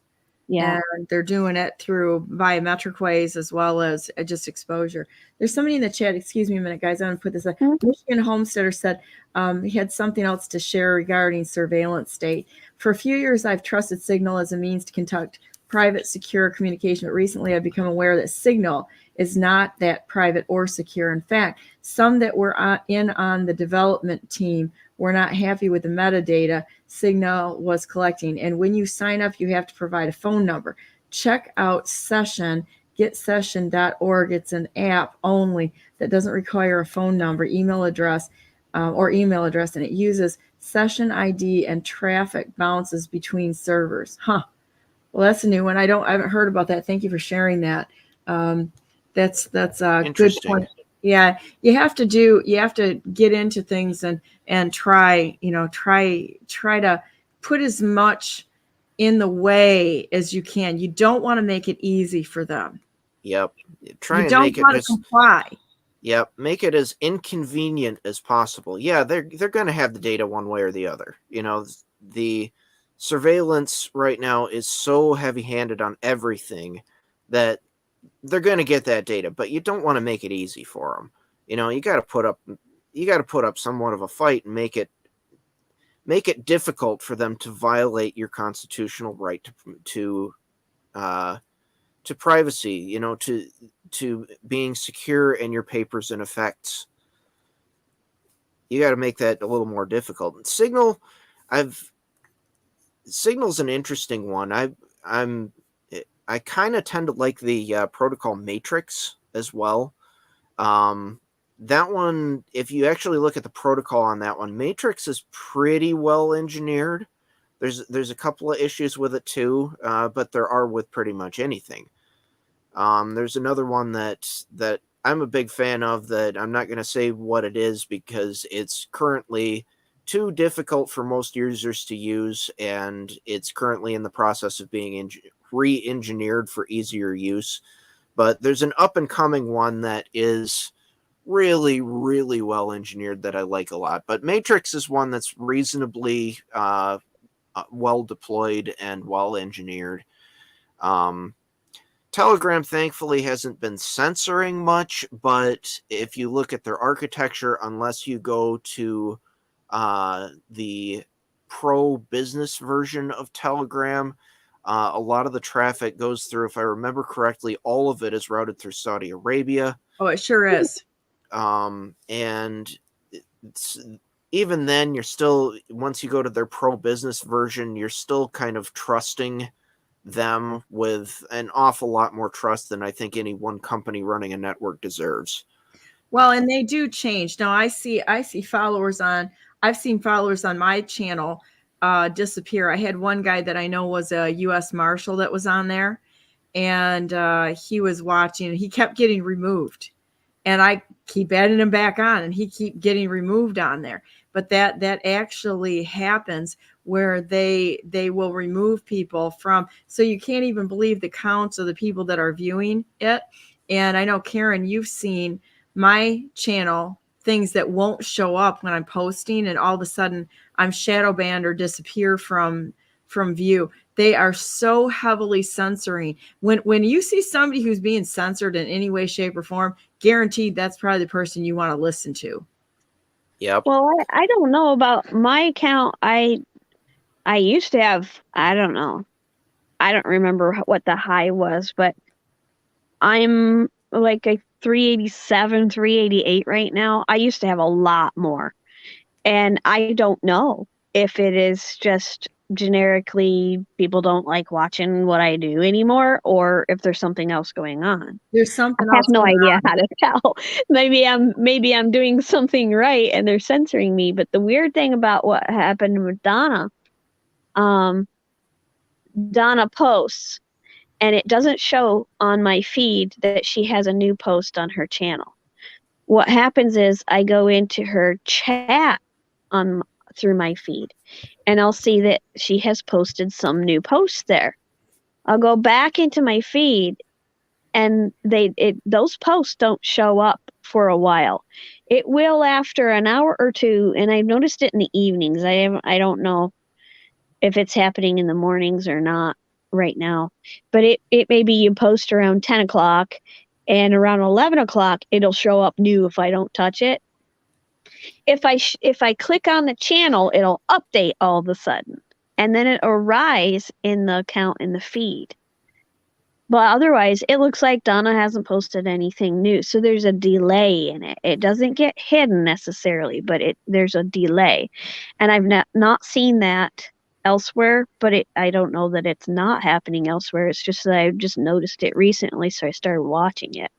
Well, and the other thing too is that, if just like we saw with Facebook when they first started, policy, when you put all of your trust into one company like that on a non-open interchange format for a social network, you're one policy change or one merger or acquisition away from that network being completely destroyed, and having all of your communications that you've placed onto that network being at risk of being censored or manipulated in pretty much any way that the company running that network wants. So you got to develop your own, like we did. Brandenburg News Network, uncensored and reliable.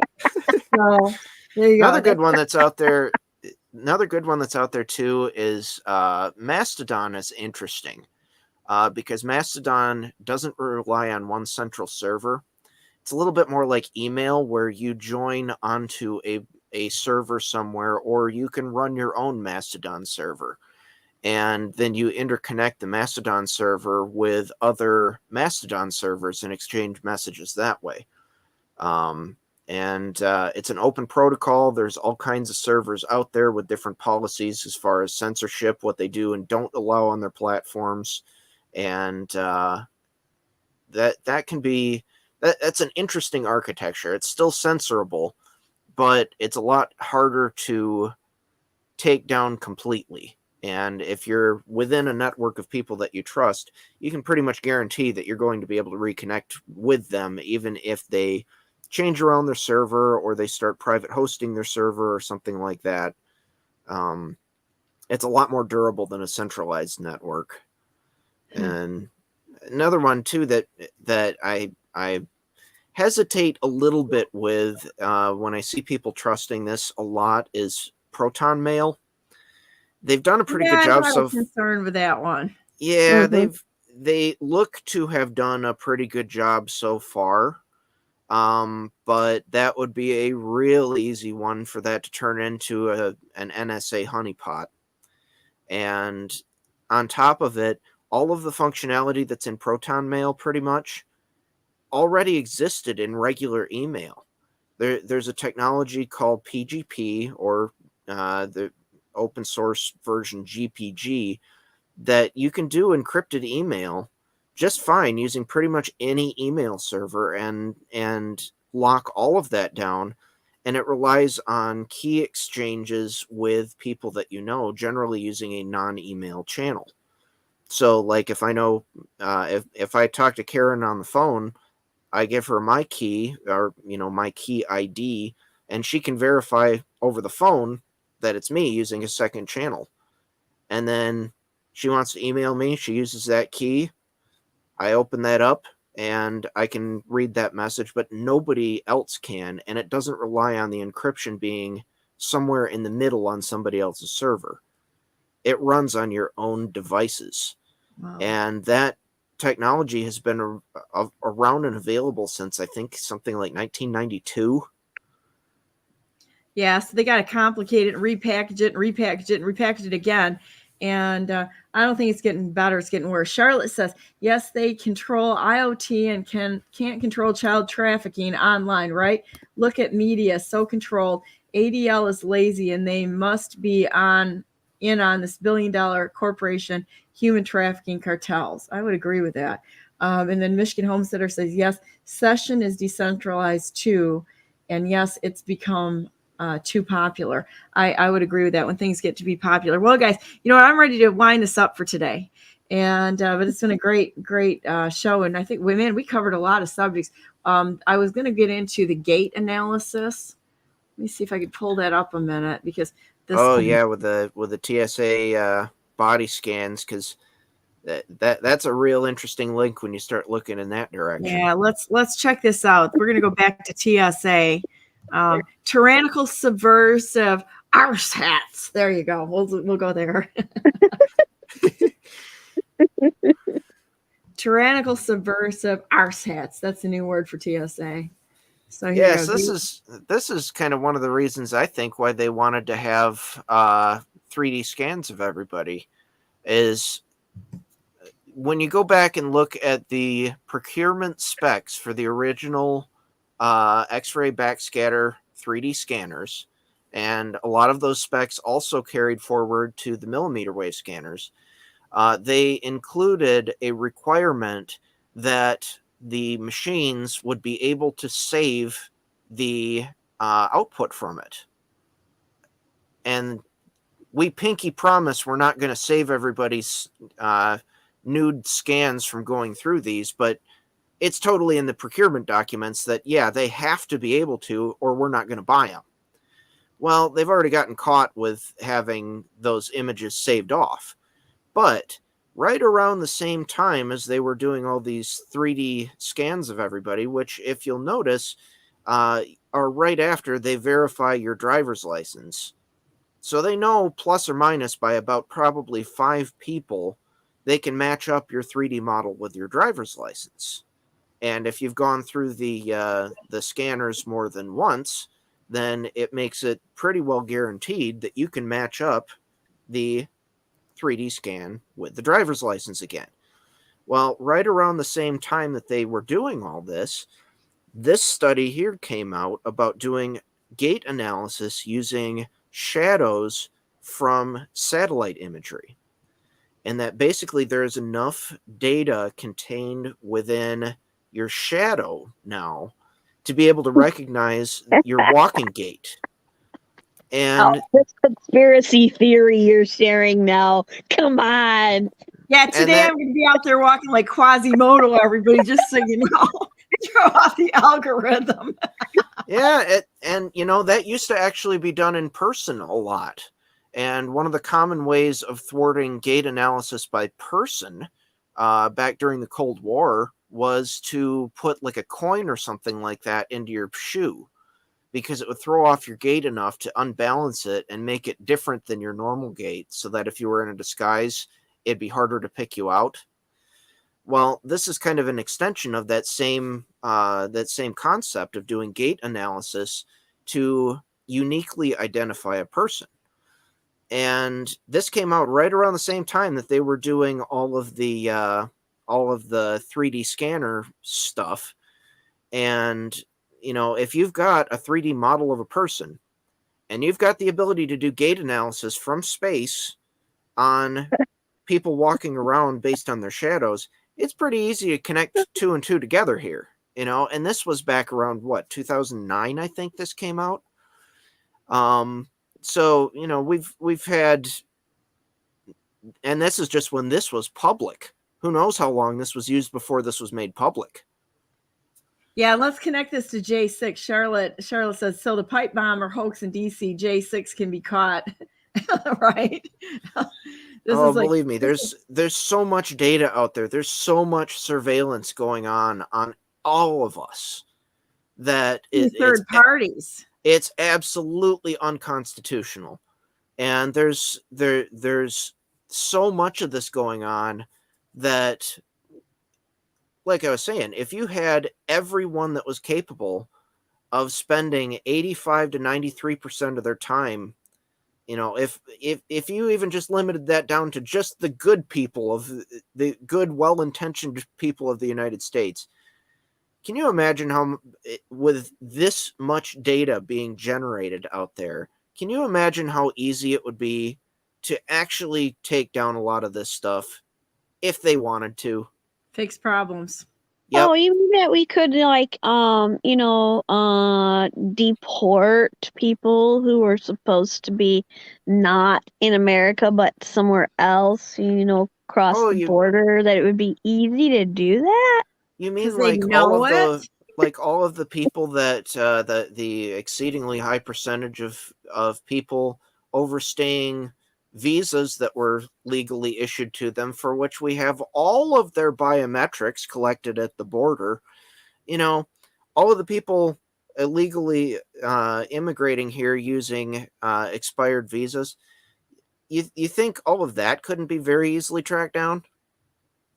We just got to have somebody in the seats that wants to do it, and they're all involved. That's what, like we've been talking about. They want to make Whitmer into the big bad Whitmer. Well, she kind of is, right?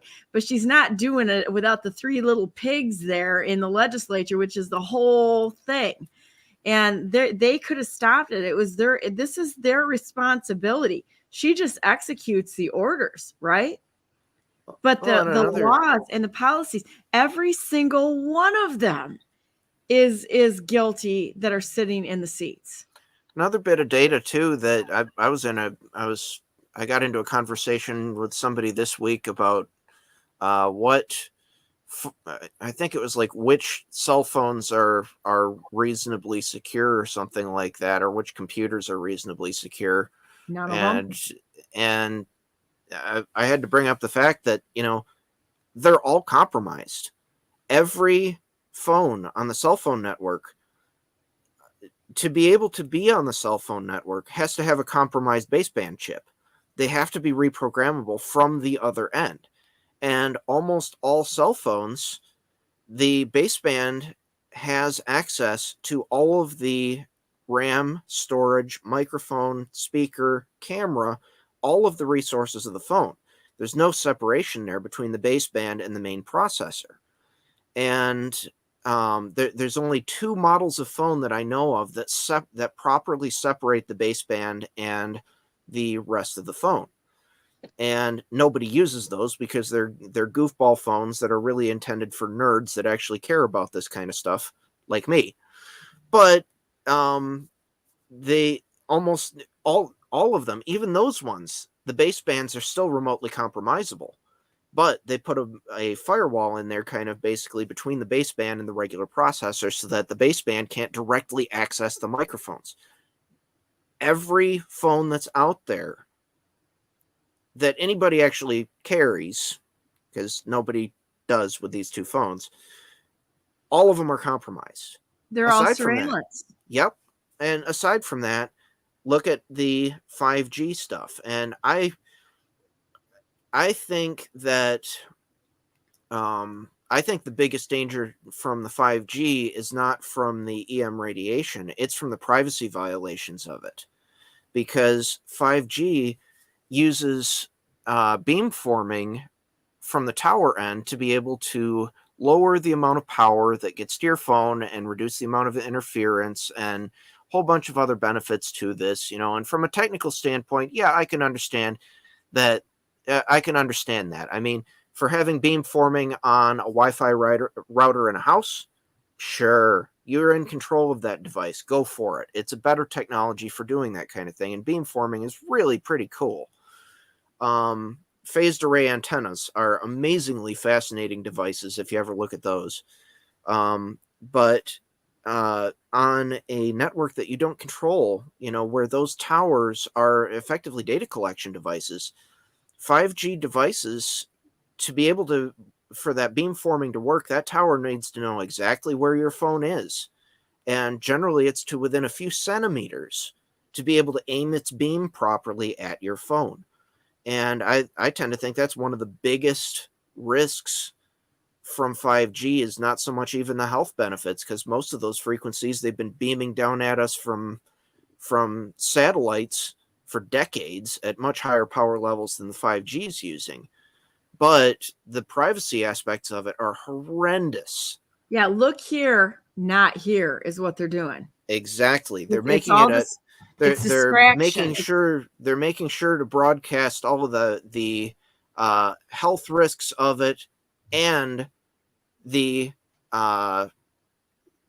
the health risks of it, as well as all of the rebuttals to that, to make sure that people are only talking about that subject when the privacy aspects of it are horrific.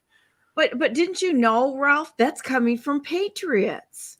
Let's talk about that. One more thing, and then we're going to get off. Let's talk about what happened on BNN yesterday with the morning thing, because I'm going to let Karen just talk through this, because you kind of know what happened, in my opinion, of the whole thing. People really don't understand how good I am at the long game.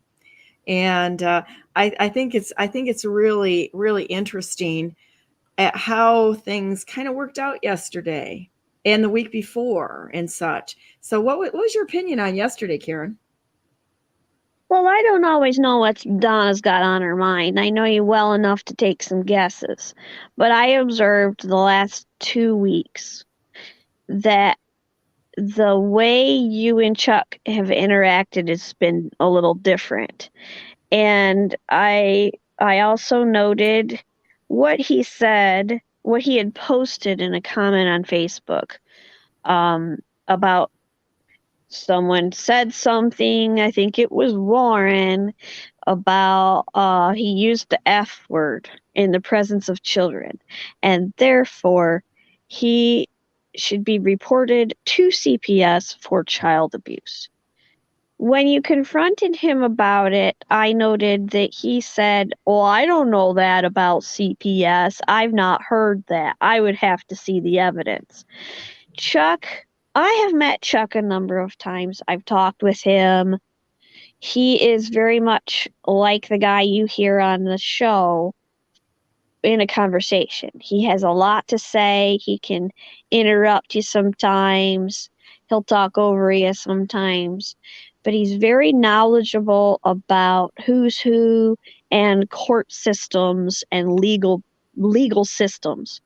So for him to act like he doesn't know anything about CPS being a part of the child trafficking system, I don't buy that. And that bothered me, that he would claim that. Now, this was a week after you had brought it up and made it clear, and you gave him every opportunity from what I had seen and heard. I was hoping to have an apology. You were hoping, Warren, because you do not attack children or the largest human trafficking organization in North America. You do not make that sort of insinuations that because somebody said the F word, that they should be reported to CPS and have their children taken away. This is absolutely wrong, categorically, on every level. It's not okay. This is not a game we're playing here. And the first time you mentioned it, you didn't say that came from Chuck. You gave him an opportunity to say something himself and say, "Oh, you know what? I didn't realize that." He could have apologized. He could have said something about it, and he did nothing. And to my knowledge, he didn't post anything about it for about a week. And so when it ended up that they were both on the same show, you made it clear that you expected some respect in the conversation, that it could be debated, but you were going to put a time limit on them. So because you didn't know Warren very well, I take it, but I know you know Chuck, and he is a talker and he is an interrupter, and you made it clear that that wasn't going to be acceptable. So gave him a chance. You gave him every chance to do the right thing, apologize, clarify, whatever it was. And Warren listened to him for several minutes, and then you turned it over to Warren to say what he wanted to say. And immediately, Chuck jumped all over him and he wouldn't even catch a breath to speak or to let Warren speak. And now I'm going to also say, like, I don't know Warren. I don't know anything. He's a good guy, bad guy, or nothing. We listen for information, right? Yeah, and he was not behaving well either. He was calling Chuck names, which I think is childish and not necessary. And he could have just stopped and said, "Donna, this isn't working. Would you mute him so I can speak?" He just continued talking, and Chuck continued talking, and it was ridiculous. And why did Donna let this go? I watched your face. Why is Donna letting this go? Donna's letting this go because she wants to give these men a chance to realize that they sound ridiculous, or to stop and become gentlemen and act with respectful self-dignity. And Chuck, especially to me, lost out because he would not let Warren speak at all. I have known Chuck, like I said, I know him more like an acquaintance. I don't know him really well. I've considered him to be a fighter, a patriot fighter. He has been in a lot of court cases. I've talked to him about stuff like that, and I thought he was always doing the right thing. His awakening of GOP politics has been powerful and to some degree helpful.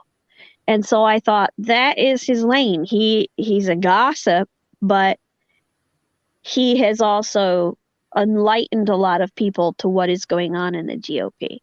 What I've seen in the last few weeks is a shift in his behavior. No, you guys were talking recently about watch what they do, watch what their behavior. Well, his behavior went downhill. And I used to think, well, he's doing what he needs to do. But when I went and looked at his response to the show, I scrolled down for a bit. He's just been name calling and making all kinds of accusations. I didn't see him being fruitful in discussion based on relevant behavior. He was mocking somebody for sleeping during a meeting. Well, I don't know why the guy was sleeping. Maybe he worked all day and the meeting was boring. That's meaningless in the grand scheme of things when you're talking about a party that's actually falling apart. A state, right? And so this is something he posted that the setup was tried and failed this morning. There was no setup this morning. Chuck always said, you can have anybody on, anybody can come on to debate me. And he called me the other morning. He was very furious because somebody's like, she's setting you up. And I'm like, no, not really. I had gotten 2 hours sleep for 2 nights in a row. And I came home to my mom being in the emergency room. And so I'm like, I never even had any thought to it other than the fact that he put the challenge out there for anyone to come on and talk to him that was on the other side. So I didn't really think too much about it. He called it. And I said, hey, if you want to postpone this, if you feel set up, that was not my intention. If you want to postpone this, let's do it next week. And he's you said that publicly at the start of the show, so everybody understood where you stood. I'm like, we can do it later. Yeah, we don't have to do this morning. And he was like, no, we're going to do it now. And I'm like, okay, but I mean, I gave him if he felt set up, which was not my intention, I gave him a very easy way out. He could say, yeah, let me get a handle on things and let's do it next week. And I would have been okay with either way. It would not have mattered to me whatsoever. And so, because my intention was to bring both of these guys on and hopefully get them pulling in the same direction. But Chuck was like, it'll never happen. We cannot work with these people and such. It's like, what kind of an attitude is that? And, it's like, we either talk respectfully and it will come out. And you're not going to get a fair shake in court. We're going to have to get talking and see if we can come to some sort of agreement so that we can talk and actually love this nation more than being right. And sometimes that comes with just kind of, being quiet and listening, and that's not his real house. Yeah, that's not the real house that happened there at all. But you know what? The nice thing is that people were able to see a very, very real and authentic conversation that was going on.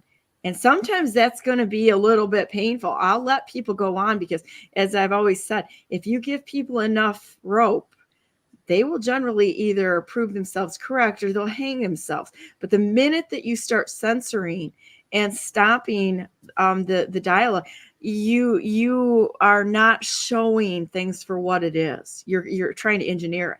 I'll just sit back and let it go. And yeah.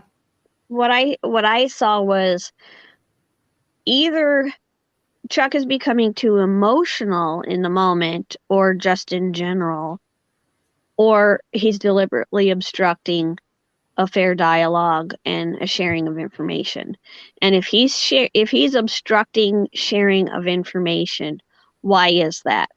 And I'm being objective. I'm talking about a man that I met and used to support. I don't know that I support him anymore. And that's because I can't support that kind of behavior. But objectively, I looked at that show and said, what is he upset about? Is Warren right over the target and Chuck doesn't want to Karen, your audio just changed sorry. markedly on my end. Oh, that's because somebody was trying to call me. Okay. There we go. If he's searching for the truth and he's totally okay with taking some information he doesn't like in and observing it and learning something from it, he's not going to become so emotional about it if he's seeking the truth. And that's why a lot of people, and I commented on your chat to somebody who was just ranting on your chat a little bit. And if you're seeking the truth, you can't be emotional about it. You have to just quietly sit and take it in. Like I was sitting at home, I didn't do any screaming or shouting at home. I'm just like, what? You have to observe objectively, take in the information, and think about it before reacting emotionally. And Chuck, from the very get-go, was emotional. And why is that? I'm sorry, but what I saw was what I would call a screaming bobcat response. I've written about that in Substack too.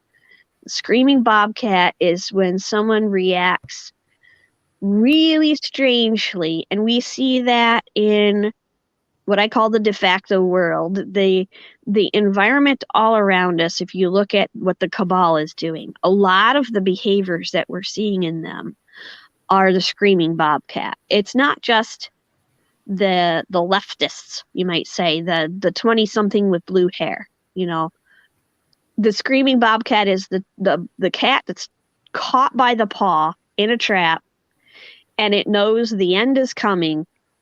And the only thing it's got is to scream and wail and thrash around and act like a complete idiot because maybe, just maybe, I can get free of this. But if not, I'm going to take out that hunter before he gets to me, and I'm going to fight. That's what bobcats do. You generally think they're going to fight for their life. But the behavior will be erratic and different. And that's what I saw in Chuck. I've also noticed in some people lately, this past 6 months especially, or a year, some people will be behaving like, righteous indignation or patriotic and moving along in a common sense, critical thinking kind of way. And then all of a sudden, the thinking changes. They're not thinking like they normally do. They're reacting differently. They're coming at things from an emotional standpoint. It's really dark. It's an attack on everybody around them. And when I saw that with some other people, it really connected with me in thinking this is a battle of good versus evil. Because you could say that, but to see it in people that where their behavior changes, it's like, something has happened with that person. And it often happens with people who have a strong ego, where they're not necessarily a humble enough person, maybe, or a faithful enough that you thought they were. I think that it grabs hold of their ego and shines through, and you'll see this behavior shift. I don't know if that's what's happening with Chuck, but I saw behavior that definitely was on the extreme end, and I find that concerning, and it causes me to ask questions. Why? What is he really upset about, and why is he attacking people on a personal basis? Is he trying to help the country, not the GOP? Because who cares in the end, in the long run, about the GOP? I could care less at this point because the structure is so bad. There is no possible way to resurrect this. If people think they can do it, knock yourselves out. But so far, how many times have we been led astray with, with the corruption, and now the grand new parties coming up and they're posting the Christmas party thing. And it's like, people, get your head off the swivel. It's like, so we're going to keep going back to our own vomit of going back to, the Wiser Mashan organization and what was going on there. And then we're going to go to the Cramo, and then we're going to go to this one. And we're going to keep trying to bash our head against the wall. When these parties are nothing more than a cult, you are not going to change it. It's not possible. The structure is all wrong.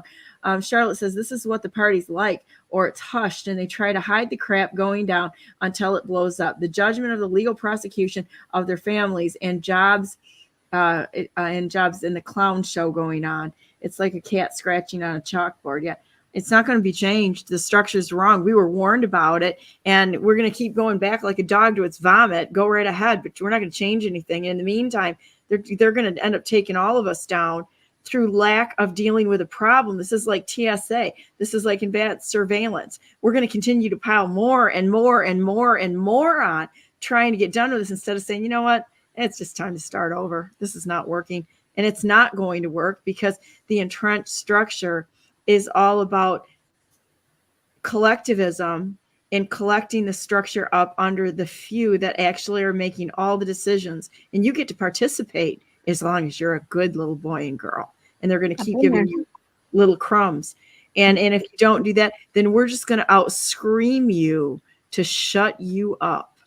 And that's kind of what I'm seeing there. You either agree, or we're going to continue to out-scream you and try to discredit you and go after your family and go after your wife or your kids. And then we're going to try to talk about bringing in a federal agency to see if we can scare you into shutting up. And then we're going to have somebody at your door that's going to invade your privacy and your home life. And you know what? Because nobody will sit there and say, get out, and not comply. They're being pushed around. And when I see people that are out of control in that way, God's people have no fear. And it is incredible the difference that you can see within people who truly have the Spirit of God living in them. There's no fear. There's no backing down. There's no fear. There's no nothing. It's a it kind of bounces off of you like water off a duck, right? You just look at it and go, okay, be an idiot if you want to. I don't really care. It's you get to own that. I'm not taking on any of that. But guess what? You just played your entire poker hand. And as I sit here quietly pondering your idiocy, my next move is going to be, you seem like an awful big threat to the United States of America. And this is what's my next move? Well, probably not participating, exposing, and coming up with another plan to take this nation back. But I'm not going to spend my time into this idiocy, drama, childish behavior in the political parties, which are an absolute disaster and nothing more than a cult of personalities. And they go from one distraction, one to another, to the next, and nothing gets solved. You cannot make an accurate assessment of people's opinion until they start playing their cards. Yep. And for that, you have to have free speech, uncensored free speech. Yeah. Patience especially and long game, especially of the people you disagree with. That it is it's important to defend the free speech of the people you agree with. It is critically important that you defend the free speech of the people that you vehemently disagree with, because that's how you figure it out. I've done that before too, and I said the same thing. It doesn't matter if I know that woman over there is going to speak a different opinion than I do. She deserves the same amount of time and attention, and particularly in public comment period is where my experience lies. But yeah, I totally agree. A lot of times, I think that's why Donna did what she did and letting them talk. Exactly. So somebody you can moderate and you can mute, or you can let them show their colors for a few minutes and drive everybody nuts and go, I don't want to listen to this. Well, look at what's on paper then, because he did present that last night. So then people have a chance to objectively look at the evidence in front of them and the facts. What I'm thinking, because I listened to that at fast speed because I forgot about you had a show on at 8, and I listened to it as it was live from the beginning so I could catch up. And I'm, oh my gosh, the amount of information in there was astounding. And I'm thinking to myself, the people who have been so behind the Republican Party may want to start I'm just thinking practically, objectively here. You might want to start thinking about how else we as a state can have good candidates reaching office without a Republican Party. Yes. Because if they go bankrupt before 2024, November of 2024, or any other more localized elections during that year, they may go bankrupt or at least they're going to be ineffective. How are we going to we couldn't get good candidates in office with them overall anyway. Well, we do have other parties. So while we have a party system, we can look to that, Constitution Party. Yes, we have the Taxpayers Party. We have ballot access, and so and that's the thing that I think is significant is we have ballot access. If we can get a few people that want to just run for office across the state, we have an opportunity to get normal people in, and not just the politically entrenched establishment. And that's what we really need to do. They've already lost the battle. They are not going to be able to recover from this from now until. We're talking, we have less than a year if we even have the next election, which I don't think we're going to have another election. I think we're done. And so with that said, even if we have another election, we're done. We're done. It's not honest. They can't do it honestly. It hasn't been a true election in a long time. Decades. We just know it now. But the point being is that I don't know how anybody can say, oh, we're going to win it in the Republican Party. Really? How's that working for you? We've had George Bush, who was one of the most corrupt globalists on the planet, that was working for 1,000 points of life. They're Satanists. And it goes back decades and decades and decades. You will not win. You can't win. The structure's bad. So we're going to have to think a lot smarter than just to sit there, and this infighting with the parties is absolutely... It's one of the most idiotic things I've ever seen in my life. Nothing is being solved. Voting for the lesser of two evils is still voting for evil. Mm-hmm. It's and the thing is, it's not personal either. I want to make this clear. I'm not a member of the Constitution Party. Okay, I don't have a stake in the game. So my opinion here that I've just shared and suggesting that people might want to consider that party is not about, well, I don't like the Republican Party and I like the Constitution Party. No, I'm just saying I'm being practical. And if you want a conservative vote with people who care about this country, that's an option to consider. Because if we have a party system in place, that's an option to consider. I know lots of good Republicans, and we probably all know people across the board who would use other kind of labels from other kind of parties. Doesn't matter. Are we American or are we not? That's exactly it. If that party cannot provide the funding, as we talk about funding in campaigns a lot, if that's the thing that matters, because I don't believe that the Republican Party or the Democrat Party is allowing good candidates to come forward in the most important positions anyway. It's ineffective. Right. It's been ineffective for a long time. It's a selection process. It needs to fail anyway. Mm-hmm. But if you're still stuck in that concept of, well, what are we going to do? I'm a Republican and you're just anti. It's not personal. Think objectively, not emotionally. And what are we going to do to save this country? You've got to get out of the party mentality. Like Donna's used a sports analogy. It's not a team where you have to play for one side or another. Are you for America or aren't you? And what are you going to do locally in your election process, if you can get a candidate out in front of the public in some way or another who has a virtuous character and is credentialed for the office that they would be liking, that they would like to volunteer for, then go for it. It doesn't matter what party they're in or not in. You should stand with all Americans. It doesn't make any difference, and reject all this infighting, because this is all that this is about. They're infighting like children in this political party, and they get nothing done. I have seen nothing substantially done within the Republican Party. Now, I'm going to give Warren hats off for this report, because they're going to hold people accountable. But once that happens, what next is the question. I don't think there's anybody that's sitting in the party right now that I could actually get behind, because I don't think that there's a skill set there in order to actually run it, gel it. And then what are you going to do once you do get in office? Are you just, yay, sports team, we won the game. Now what? What's the after party? Going and sitting in Lansing and having a great big bar bill there so you can sit around and pat each other. Yay, we won. Yay, we won. Well, what about the American people? That's what I see absolutely failing. What are they going to do, even if they win the seats? We're not talking the top shelf here of people that are going to take office that can, I mean, some of them are pretty sharp, but I don't see anybody that's going to be able to run things the way it needs to be for the American people. So it's what difference does it make?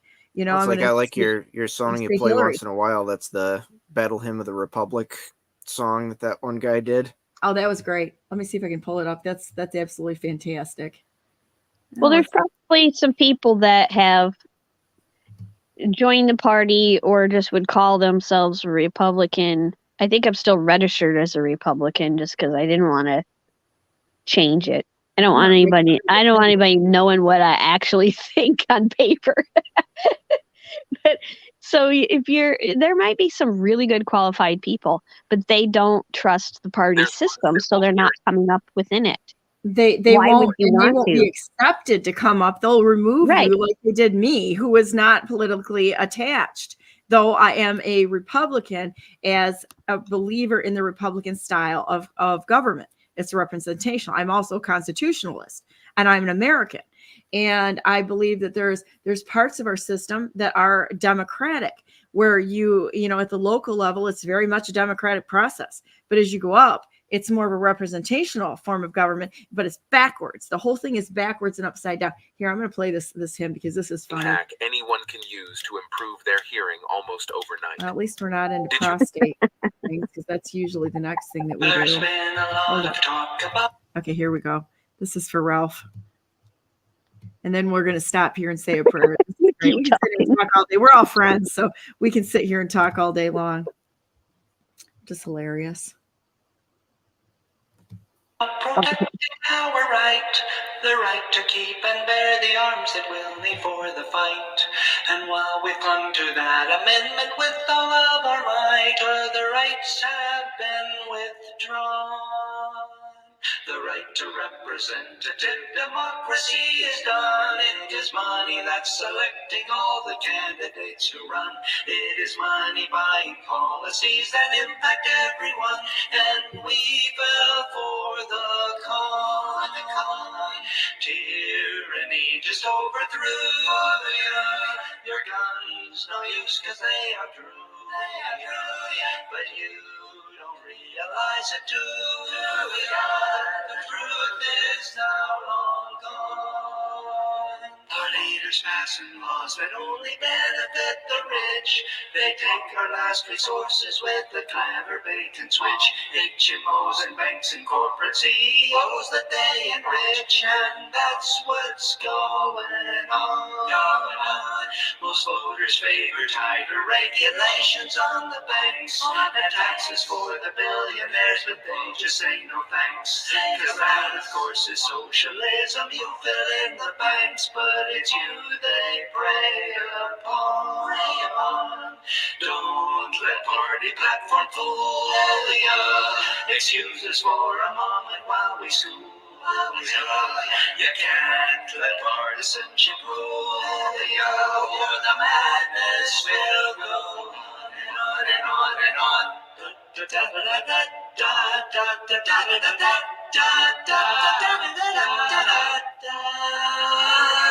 Our right to privacy is gone. Devices are the spies for government surveillance. Those are now the ears and eyes. They use the corporate data. No subpoenas, no surprise, and still we don't catch on. You can now be fired for expressing what you think, whether you're at work or doing dishes in your sink. Your union cannot help you. They fell prey to double think. They lost the marathon. You decide who's gonna rule ya. Look beyond the red and blue to find a way you can cut through the corruption that lives on. You have no right to education if among the poor, and if you try a life of debt is what you have in store. Education is related to the years you are good for, and those years are soon gone. Corporations freely do their business as monopolies. They're poisoning the planet and they do just as they please, destroying every market while they spread like a disease as they keep marching on. No longer can we just stick to the party politics due to the fact that they are out to screw ya, and that you can count on. Count on, count on, count on.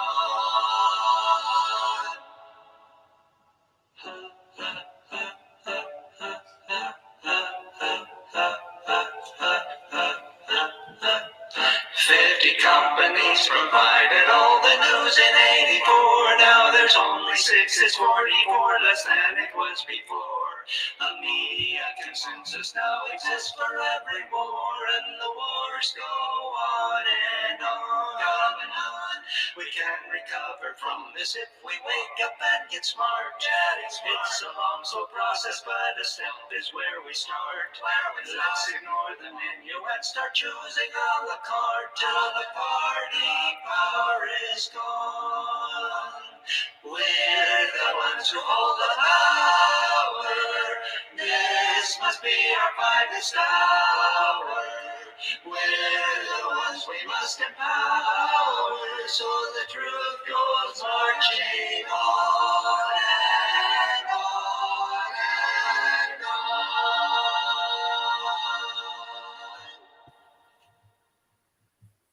I love That's like that. a theme for the show. The Yeah, truth, there you go. the truth that's a comes great marching on. song. That's There a you go. great song. Well, let's say a prayer here and go about our day. And tomorrow I'm on with Bill Moore with Liberty Essentials and Jason Ikes. And Thursday I've got on Dr. Andrew Huff. And I think I'm going to take Friday off.